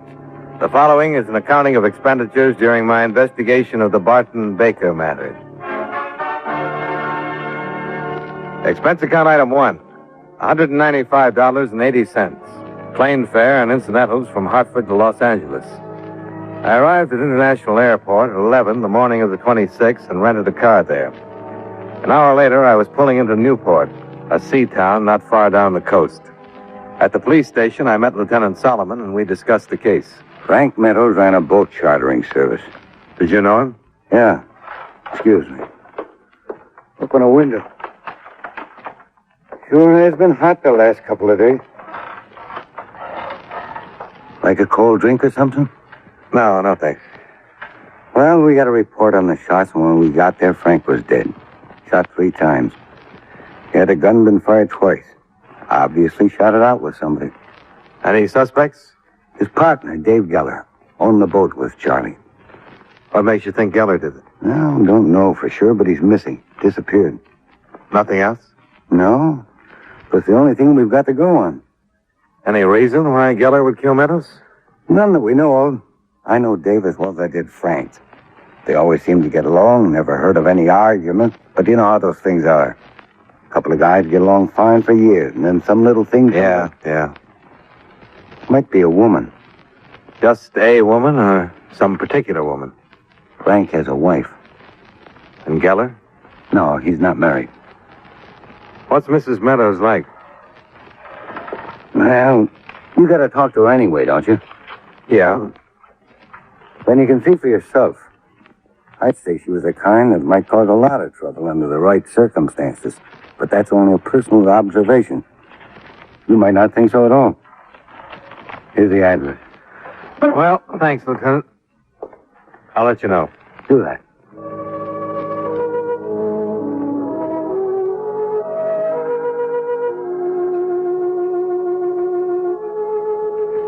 Ten minutes later, I was pulling up to a pleasant little house that faced the bay. Mrs. Meadows met me at the front door. I don't generally make snap judgments, but at first sight, I was inclined to go along with the lieutenant. Mrs. Meadows was very attractive. Tan, blonde, and could have been in mourning, but I doubted it, even though her tight bathing suit was black. I introduced myself, and she showed me into the living room. Sit down, Mr. Dollar. Thank you. You'll have to forgive me. I've been getting some sun.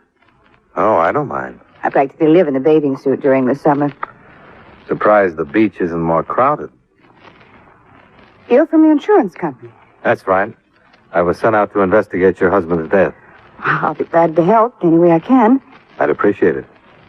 How much was my husband insured for? Don't you know? I have no idea. I knew he had insurance, but I never knew how much. $25,000. That much? Should buy you a lot of sun.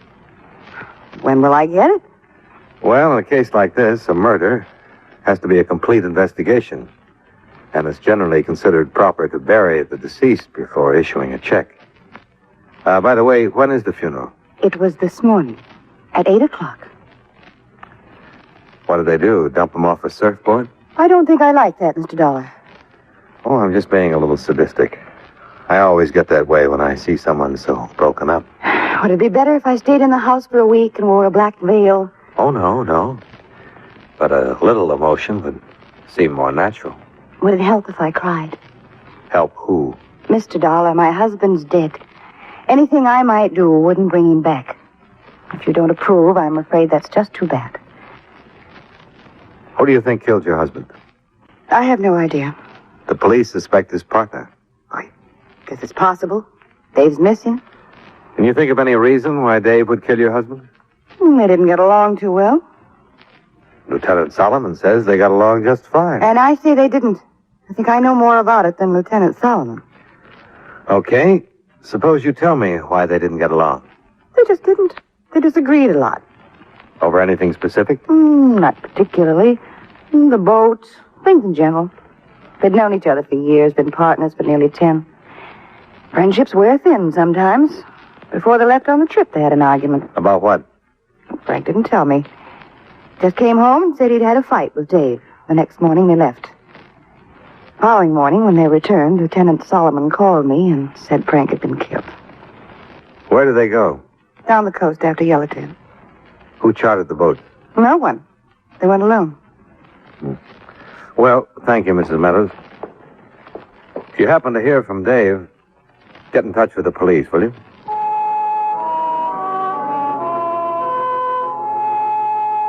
It was going on 4 o'clock when I left Mrs. Meadows standing in the doorway in her black bathing suit. I drove to a motel on the bay and was shown to my room, where I called Lieutenant Solomon. I wanted to take a look at the boat. You'll find it at Carlson's Landing, the J-Bell. Mrs. Meadows says her husband and Geller went fishing for yellowtail. Yeah. They catch any?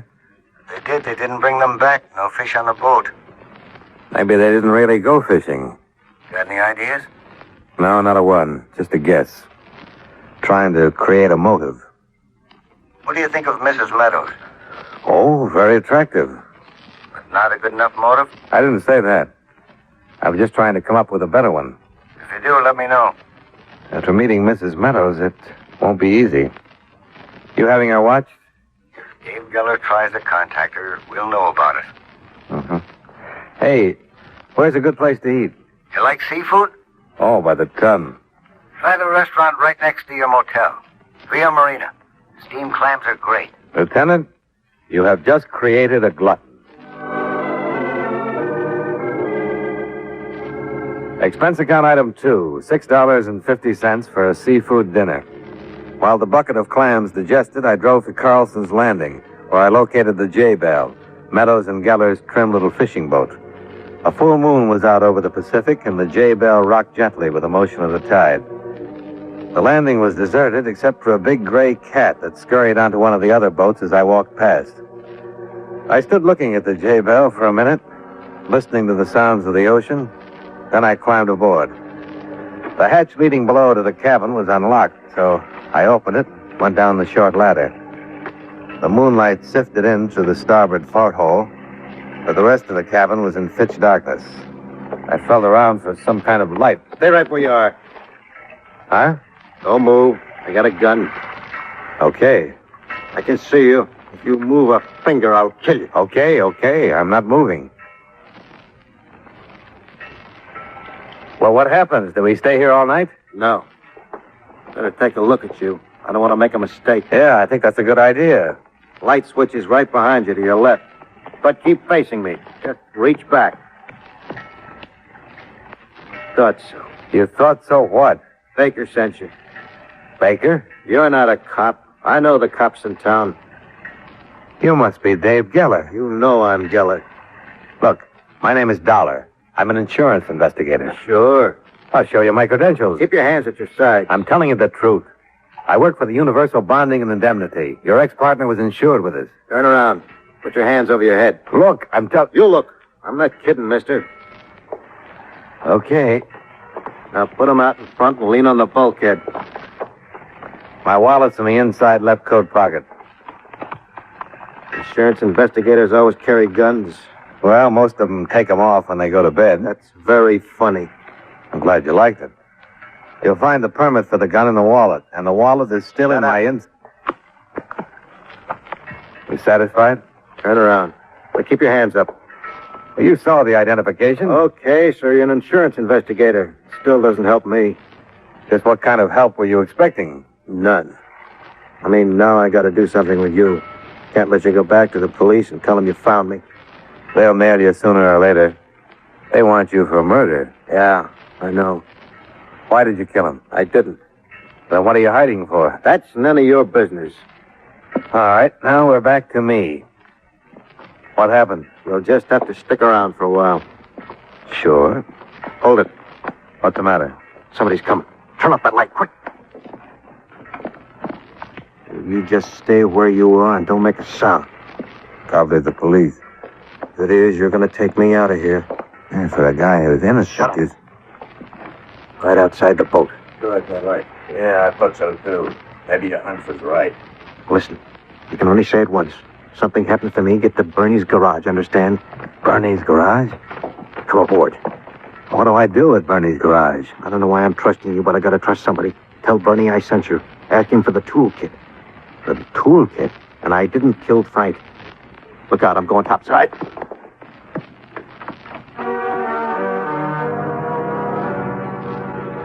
He went up the ladder and out on deck, holding his gun in front of him. I thought about trying to stop him, but he moved too fast. And besides, he had my gun stuck in his belt. I was going up the ladder when the shooting started, and being a practical man, I stopped halfway up and ducked. After a moment, I looked up through the hatch, and there, standing in the moonlight, was a tall, thin man dressed in a white suit. He was holding a gun, pointed right at my head. Well, good evening. Who got killed? Your friend, Mr. Geller. And now it looks like your turn, Mr. Dollar. Johnny Dollar. How do you do? My name's Baker. Barton W. Baker.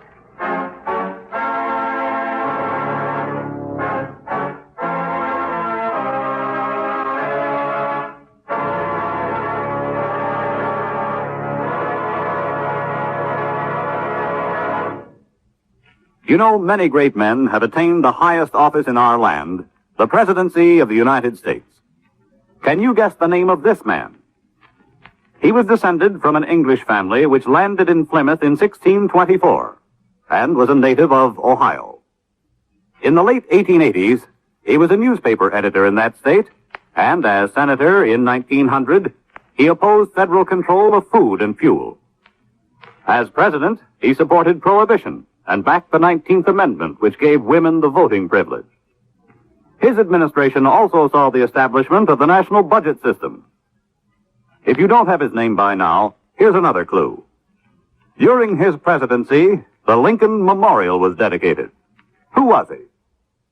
Warren G. Harding, 29th President of the United States. His life is part of your American heritage.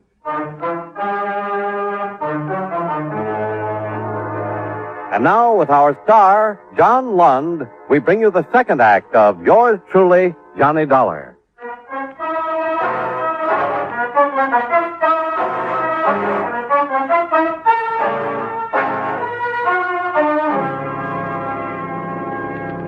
The tall, thin man in the white suit who called himself Baker came down the ladder into the cabin. He flipped on the lights again and stood facing me, a half smile twisted on his lips. We said nothing. After a moment, another man appeared at the hatch and called down to the white suit. He's dead. What'll I do with him? Throw him in the ocean.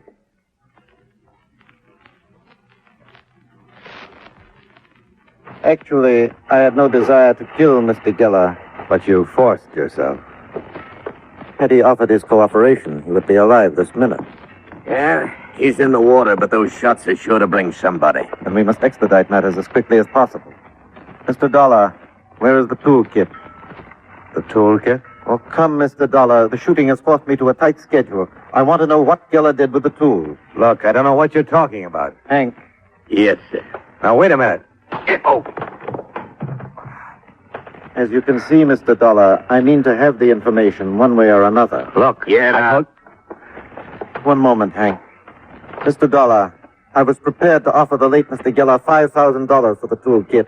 I'll make you the same offer. It's a good offer. But how can I give you something I don't know anything about? $10,000. I don't know anything about a toolkit. You've been with Mr. Geller? Sure. I can't believe you were discussing the weather. Oh, hardly. I'm an insurance investigator. I'm investigating Frank Meadows' murder. Can you prove it? Certainly. Anything wrong? My wallet is in Geller's pocket. I'm not lying. I think Geller sent for you and told you where he hid the toolkit. Look, I found Geller hiding on the boat. He pulled a gun on me and Time is too short. Hank. Now look, I'm telling you that... Oh! Where is it? I don't know. Oh. The toolkit, Mr. Dollar. I don't know anything about it. Baker's handyman beat me until I was asleep, trying to make me give up the information Geller had passed on a few minutes before he was killed.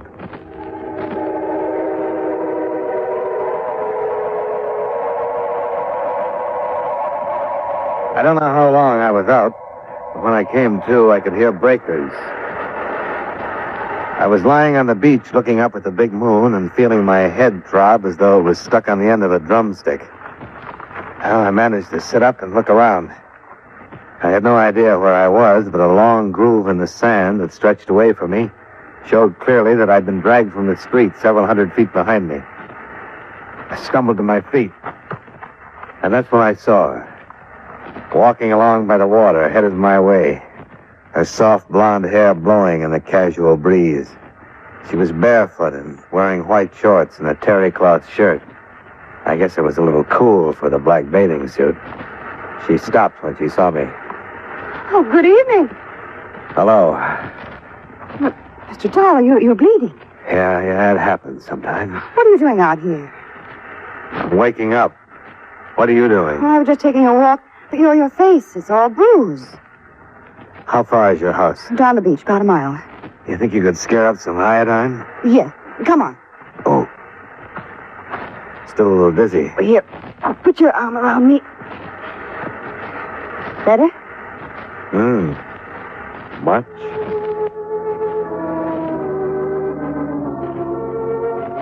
I leaned on Mrs. Meadows while she steered me toward her house.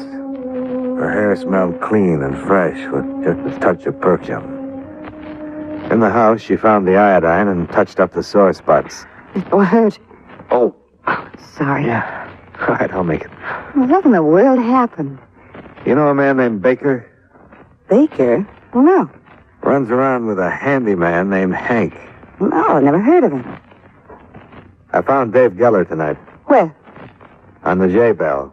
On the J-Bell? Why would he go there? Best place to hide. Last place the police would look. Did he do this to you? Oh, no. Hank did. With Baker's blessings. But why? Well, I don't know. I'm not sure. When I found Geller, he was hiding on the J-Bell. He pulled a gun on me. Then Baker and Hank showed up, and it turned into a shooting match. Do you know anything about some kind of a toolkit? Toolkit? I know it sounds silly, but Geller got killed for it. And I nearly took the same trip. Because of a toolkit? I don't see what... Before Geller got killed, he told me to go to Bernie's garage. That's on Maple Street. He told me to tell Bernie that he sent me and to ask for the toolkit. I still don't understand what's so important about a toolkit. I don't know, but something is. Your husband was probably killed for the same reason. What are you going to do? Go over to Bernie's garage and take a look at this toolkit. Do me a favor. Certainly. Call Lieutenant Solomon and tell him where I've gone. Tell him to meet me there. All right. Oh, I haven't got a car.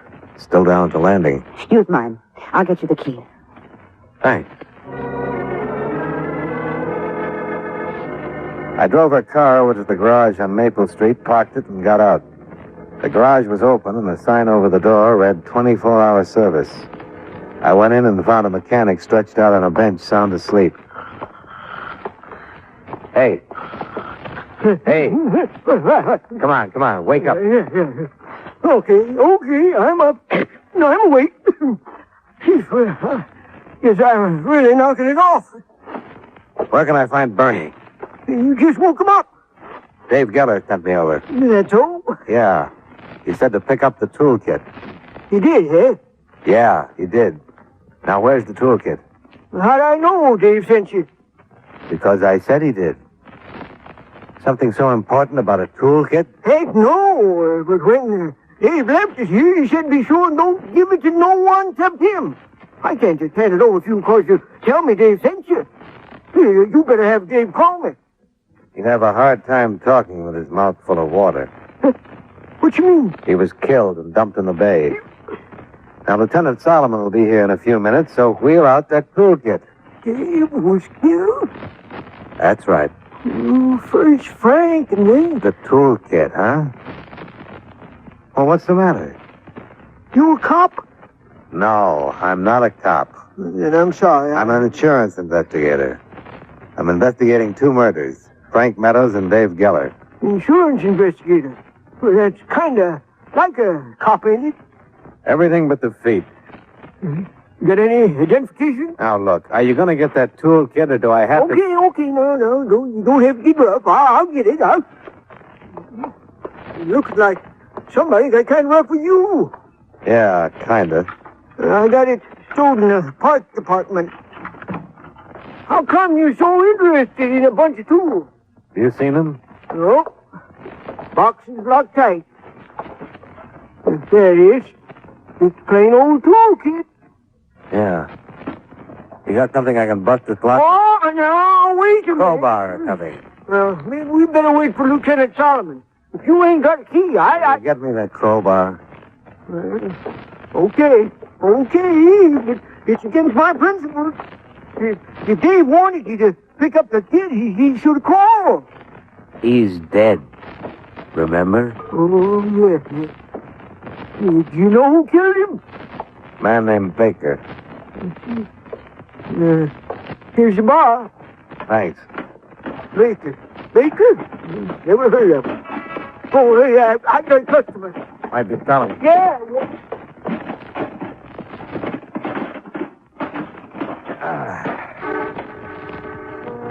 I lifted the lid and looked in. I couldn't have been more surprised, because there in the box was exactly what I didn't expect to find. Tools. About 50 of them.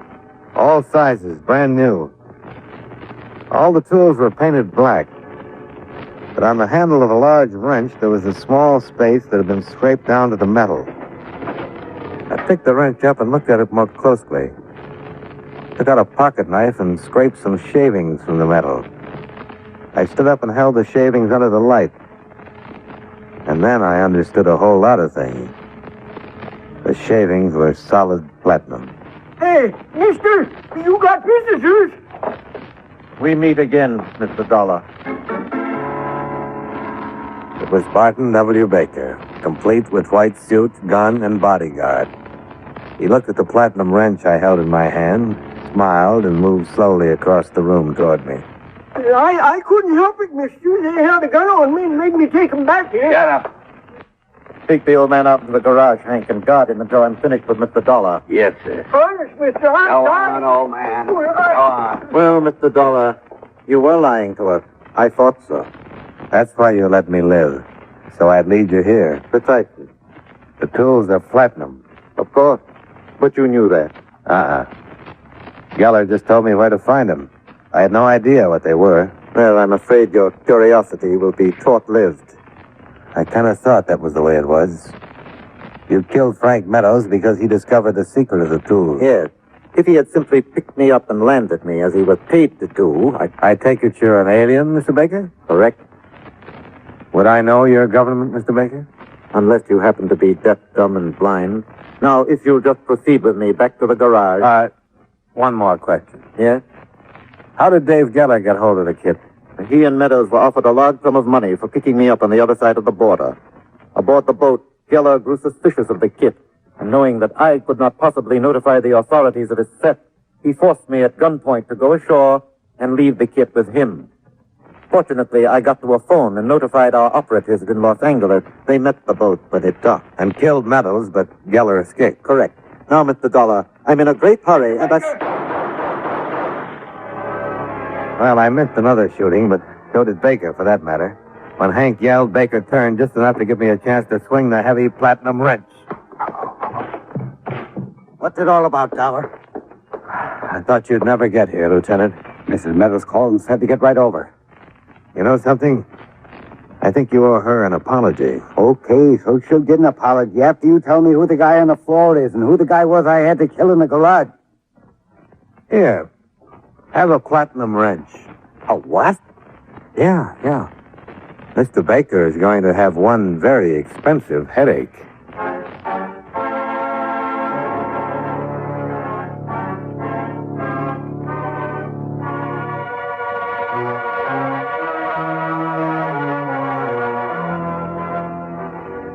On the way over to my motel, I explained the event to Solomon, who did a little mumbling and shaking himself. Then, after a fresh shower and a change of clothes, I went over to Mrs. Meadows and expressed my most heartfelt thanks. Expense account item 3, $176.85. Motel bill and expenses for the next 2 days while I hung around Newport resting up. I saw Mrs. Meadows a few times before I left, but for some reason I didn't get much of a tan.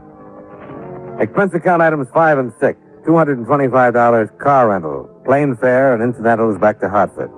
Expense account total, $604.15. Oh, yes, Barton Baker comes up for trial on illegal entry, smuggling, and 3 counts of espionage. I hope he enjoys his stay in the USA. Yours truly, Johnny Dollar.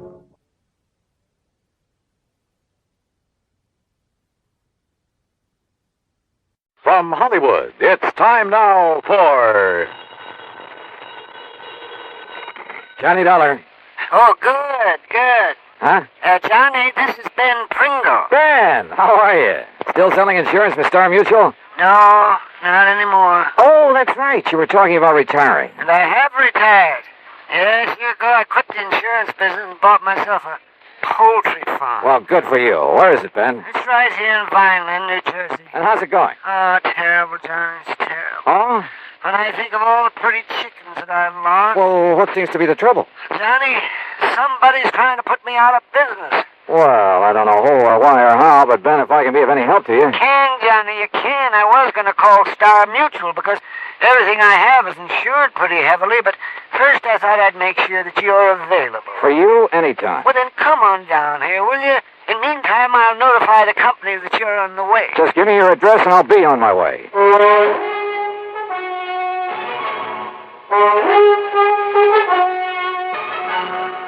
Bob Bailey in the exciting adventures of the man with the action-packed expense account. America's fabulous freelance insurance investigator. Yours truly, Johnny Dollar. Now, Act 1 of yours truly, Johnny Dollar.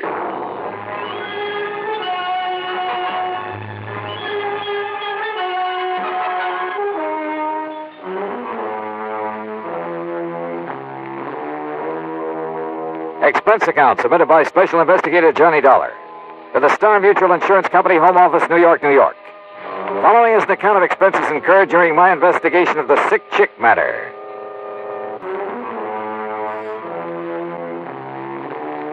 Item 1, 1050, train fare and incidentals, Hartford to Philadelphia. There, to be sure of adequate transportation, I rented a car. That's item 2, $50 deposit. The 35-mile drive south on Route 47 was uneventful, and I finally turned left onto Vineland's main street, Landis Avenue. Vineland, the heart of sunny southern Jersey. At least that's what the sign said. It's a busy little city. Landis Avenue, a busy street.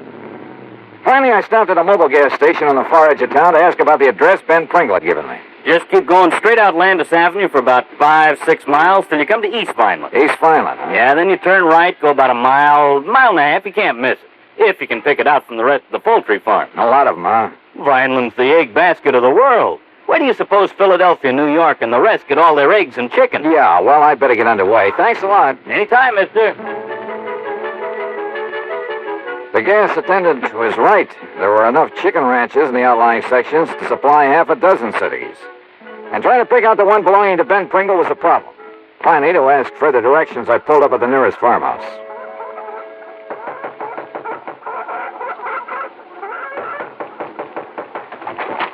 Yeah? What do you want? I'm looking for Mr. Ben Pringle's place. Oh, Ben Pringle. He's right next door. Oh. Ah, the poor man. Poor man? Yes, he's a coming down here from New York. He'll spend all his money, and what happens? He's going to lose his flock. Doesn't know much about raising chickens, huh? Ah, he don't know nothing. Joe, my old man, he's try to sell him when he come here. It's to take more than the money to raise the chicken. So why don't he get out? Why don't he sell out before he spend all his money and lose everything? You think that's what he ought to do, Mrs. I'm no cheering Sully. My older man, he's Joe and Sully. What's your name? Johnny Dollar. Well, then if you know him, you tell him. He's like all the rest. How do you mean? Oh, they make some money in the big city. They want to do what you call retire on it. So? So they're coming down here, buy a nice piece of farmland. We got a plenty nicer farmland here. I can see that. So they think all they need is some chicken houses, some chicken feed. And then all they got to do is collect the eggs and make a lot of money. But it's not that easy. Huh. Ben Pringle, he's not listen to us anymore. He's going to lose his flock. He's going to have to sell out cheap. He's a lose his shirt. And his farm goes to rack and roll. Uh-huh. And that's when somebody else comes in. Somebody he don't know how to raise the chicken. They buy him up cheap. Oh? Is that how you got this big place of yours? Oh, sure. We started with a little place. We work hard. We make a little money. Then, when somebody like him comes along, we buy him out. We got a nicer, bigger place. That sort of thing happened very often around here, Mrs. Renzulli? Oh, sure. All of the time. You ask Tony Pasquale. Now he's got a big phone. You ask the Carmen Chinero. Same thing. You know Tommy Bernasconi? No. You ask him. Same thing. Same thing. What's the matter, huh? Oh, I was just thinking, Mrs. Renzulli, it's pretty much to your advantage to see these people go broke, isn't it? No, you're just the one man. Thanks, though, isn't it? Look, I don't know who you are, what you want, what's your business. My business is finding out why Ben Pringle's having trouble. Maybe who is causing it. You get out of here. I don't like it the way you talk. Sure. I don't think I like you. Yeah? Maybe you'll like me even less after I've talked to Ben Pringle. How about that? Get out.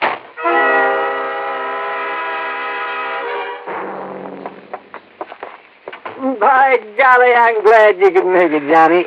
Yes, sir. Sit down.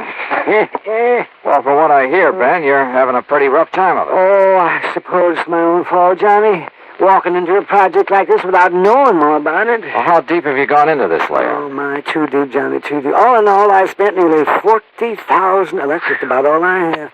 And most of us had to go for replacing my herd. Herd? Yeah, my herd of chickens. Oh. And I thought it'd be so easy, just buy a few hundred chickens. Yeah, throw them some feed, collect the eggs, collect the money. Yes, and I'd be fixed up for life. Oh, dear, there are more diseases a chicken can catch. There are more lice and bugs. Oh, and now this. Hey, Ben, you said something about somebody's trying to put you out of business. That's right, Johnny, and I'm sure of it. But why, I don't know. I didn't know I had an enemy in the world. What's going wrong? Well, just wait till you see my herd of chickens. And if you don't agree with me, I'm sure you'll agree with me. About what? That they're being poisoned, that's what. By whom? I think I know. Oh, yes, sir. Well? By somebody who'd like to see me go broke. So that he could buy you out cheap. Who, Ben? I'll tell you who. Because he wants to add my property to his. And he's right next door. And his name is Joe Renzulli. Act 2 of yours truly, Johnny Dollar, in a moment.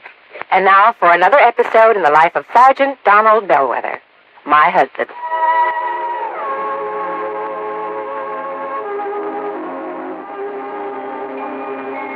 Reba! Reba! What is it, Donald? Confounded Reba, I can't find the fountain pen. I've looked all through this desk. Here it is, dear. Here it is. You must have used it as a marker when you were reading this book. Let's see, this great literary classic, Six-Gun Showdown at Powder River Gulch. All right, never mind about my reading habits. Just look at the coverage we're going to get with this new auto accident policy. Let's see. Yeah, collision. $50 deductible. Fire, theft, public liability, property damage, medical benefits. In other words, we have complete coverage. That's right. Of course, it's going to cost us money. I'm sending the company a check right now. Gee, it's too bad we don't live in Rhode Island. Rhode Island? Why? Oh, because then our rates would be lower. Rhode Island has less accidents per capita than any other state. Oh. Well, which state has the highest? Let me see. Here it is, Nevada. No, by golly, Nevada's second highest. Alaska has the most. Really? I didn't know that. Mm-hmm. It's just too bad we can't eliminate traffic accidents completely. Not only would it save life and limb, but it'd be a lot less strain on the pocketbook. Yeah, that's for sure. These automobile accident policies get more expensive every year, just because there's so many costly accidents. Well, I'm glad we've got some good insurance coverage, Donald, but just remember one thing. Oh, what's that, honey? Well, some auto accidents ruin a fender, and some ruin a family. Yeah, that's true. Very true. But as far as I'm concerned, I don't want any of your old insurance money. I want you, here at home, safe and sound. You'll always drive carefully, won't you? Yes, I will do. Oh, that's my Donald. That's my doll.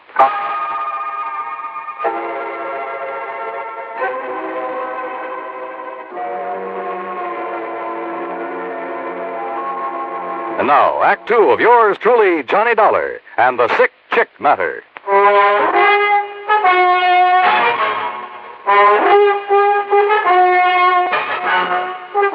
Ben, you're sure that Joe Renzulli trying to kill off your flock, put you out of business? Yes, sir, Joe Renzulli, and I'm sure of it. But just wait till you see him. Johnny, I have got the sickest herd of chickens you ever saw. Okay, Ben, let's take a look at them.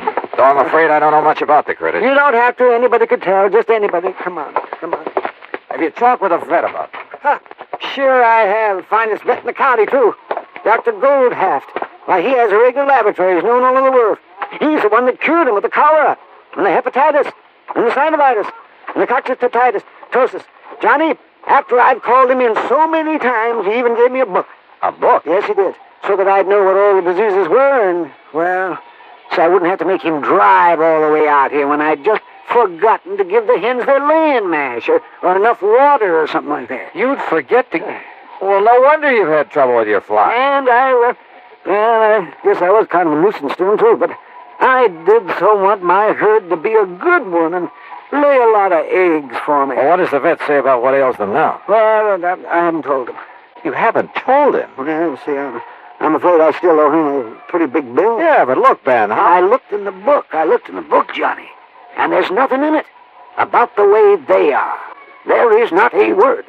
And that's why I sent for you. But, Ben, I told you, I don't know anything about them. Because if you're right, if they're being poisoned... Oh, let's take a look at it. Yes. You'll see. You'll see. You got a nice-looking layout, I'll say that. Nice new houses for them. Big fenced-in yards, or whatever you call them. And there's plenty of room for them to... Oh! There, yes, sir. You see? They're all so sad-looking. They're just so sad and petulant. As though they're holding against me for whatever ails them. Those poor little things. So help me, I've never seen it. Do chickens ever suffer from the blind staggers? You mean the blind staggers? Like horses get? Oh, no, sir, no, I'm sure. Because it isn't in the book. And if it isn't in the book... Ben, you're sure you haven't been spiking their drinking water with some of your private stock? Oh, why, of course not, Johnny. You know, you were my one insurance contact that always suggested the nip of that bottle you kept in your desk. Oh, now, Johnny. Boy, these chickens sure look... Hey, you said you feed them a laying mat. It's right here in the shed. Here, come on. But, what are you thinking of? Well, if any of that stuff should get good and wet and ferment. Oh, no. It's as sweet and dry as the day I bought it from Jake Rubinoff. There. See that? You see what I mean? Who's Jake Rubinoff? He's the biggest feed dealer in town. Yeah, certainly smells all right. Yeah, it is all right. Oh, no, Mrs. Downey. My herd has been poisoned. And you suspect Joe Renzulli on the next farm? Of course I do. Wasn't he one of the people who tried to help you get started when you first came down? Oh, sure. Yes, he pretended to. But I can see now is just to look over my nice place and see how much he can get his hands on when I go broke. Well, if you had some concrete reason for thinking he might be poisoning your flock... I've seen him. Yes, I have. I've seen him with my own eyes.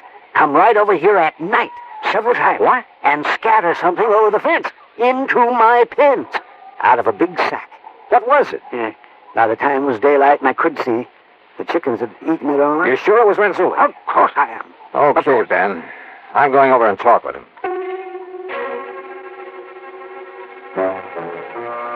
I went back to the farm next door. I found Joe Renzulli in one of his sheds. Tall, husky, and well-tanned. He was hard at work building some kind of an affair with a large wooden frame. There! He's finished. Like I say, Mr. Dollar, you keep the chickens in a cage up off the ground. They're more healthy. You get them more fat. Bring a better price in the market. Yeah. How you like that, huh? I asked you a question, Mr. Renzulli. I'd like an answer. Now. All right, I tell you. I think you better. It's because I try to help the poor man without his find out. So I throw it over the fence at night when he's no see. Throw what over the fence? Well? Here. Move. It's a sack. There, you see? In this one. XLNC Vitagrow supplement. That's right, the vitamins. Vitamin? He's a chickens. They're sick. He don't know what to do. He's a waste all his money. He's a nice fella, so I help him. You sure that bag doesn't contain some kind of poison? Poison? Yeah. No! Where'd you get that stuff? Jake Rubinoff feed store. What do you try to accuse me of? Nothing. Yet. I'm gonna try to help the poor man, that's all. You don't like that? I want a sample of that stuff. Sure. Take all you want. So what are you gonna do? Well, it's too late now, but in the morning I'm gonna take it into town to the feed place and check on it. You go ahead. And believe me, if there's anything wrong with it, I'm coming back here with the police in tow. Police? You better talk, Renzulli. You don't understand. You don't know. A smaller place like this, you gotta stay friends with everybody. Huh? You make trouble for people, it's no good. What are you talking about? Your neighbor is your friend. Oh, sure. Just like you're a good friend of Ben Pringle. Yeah, that is so. But you're protecting somebody who's poisoning his chicken. No, that's a big lie. Then what's all this double talk? Why are you so afraid I'll bring the police out here? And I'm not.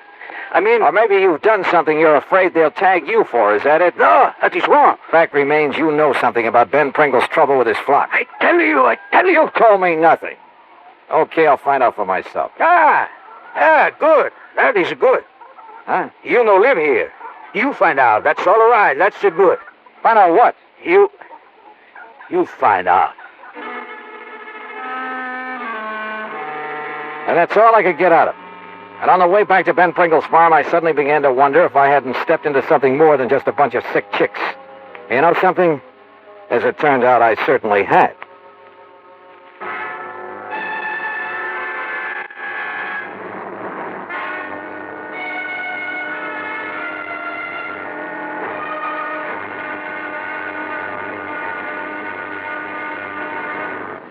Act 3 of yours truly, Johnny Dollar, in a moment.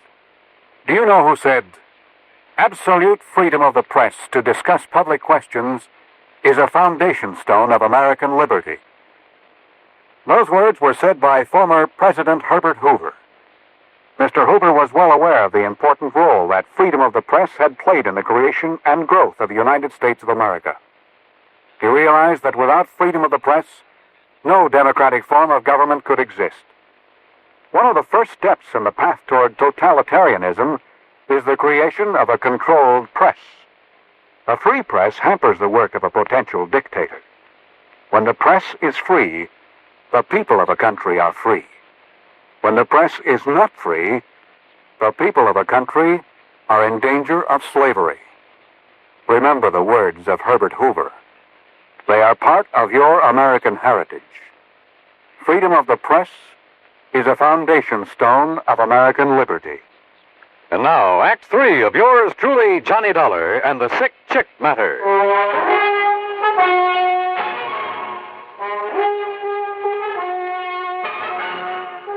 By the time I got back to Ben Pringle's place, he had spread something that passed for supper on the kitchen table. Now, just help yourself here, Johnny. There's plenty more in the stove. If I don't cook the best canned beans you ever ate. Yeah. Yes, aren't they delicious? Have some ketchup. Hey, look, Ben, as I told you, I got nothing out of Joe Renzulli, except a powerful feeling that he's protecting one of your neighbors around here. Well, you know how it is out in the country this way, Johnny. A man who tells on his neighbors, well, he's an outcast. Hey, maybe that's why Renzulli didn't mind if I could find out what's going on here for myself. I still think he's doing it. Yes, sir. Whose place is that on the other side? I noticed a brand new Lincoln out front. Oh, all right, yes. Well, he's a nice young man. Oh, he's real nice. Yeah, what's his name? John Culpepper. He came up here from the South. I can tell that by the way he talks. Well, what's he do?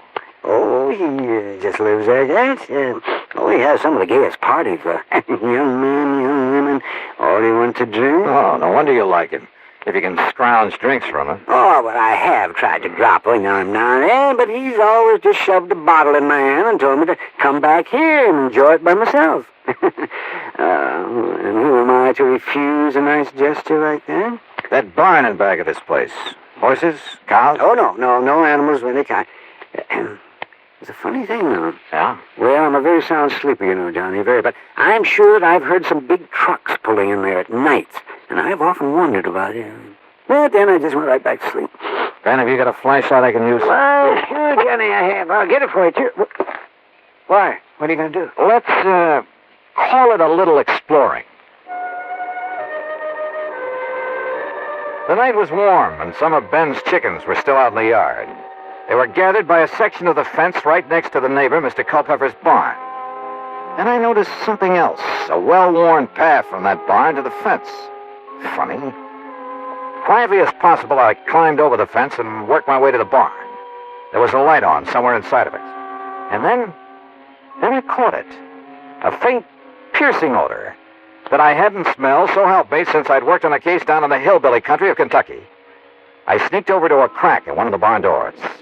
Inside, I could see cases and cases of bottles, and the outline of a huge copper still. Moonshine. Stand still, man. Huh? Don't you move, sir. I'll blow your head off.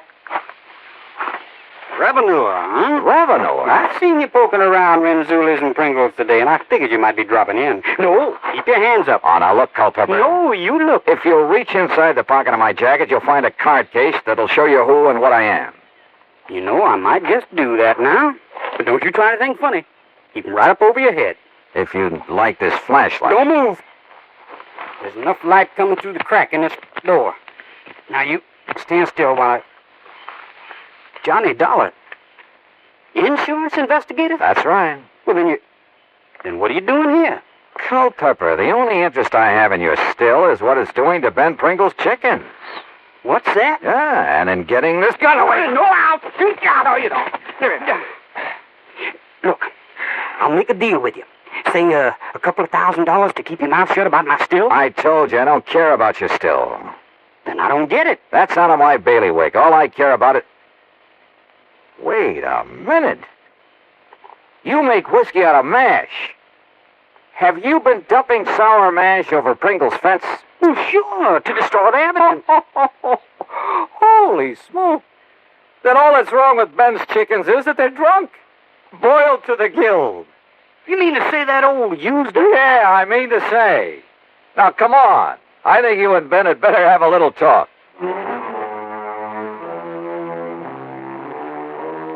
So they talked, Ben and Culpepper. In exchange for not being reported, Culpepper agreed to pay my expense account, Ben's veterinary bills, and to move out of the county. Oh, I suppose I should have notified the local authorities of what was going on. But isn't that really a job for the company? After all, like I said, it is out of my bailiwick. Hey, you know something? The stuff Culpepper was turning out in that old barn wasn't half bad. Expense account total to the company, nothing. Yours truly, Johnny Dollar.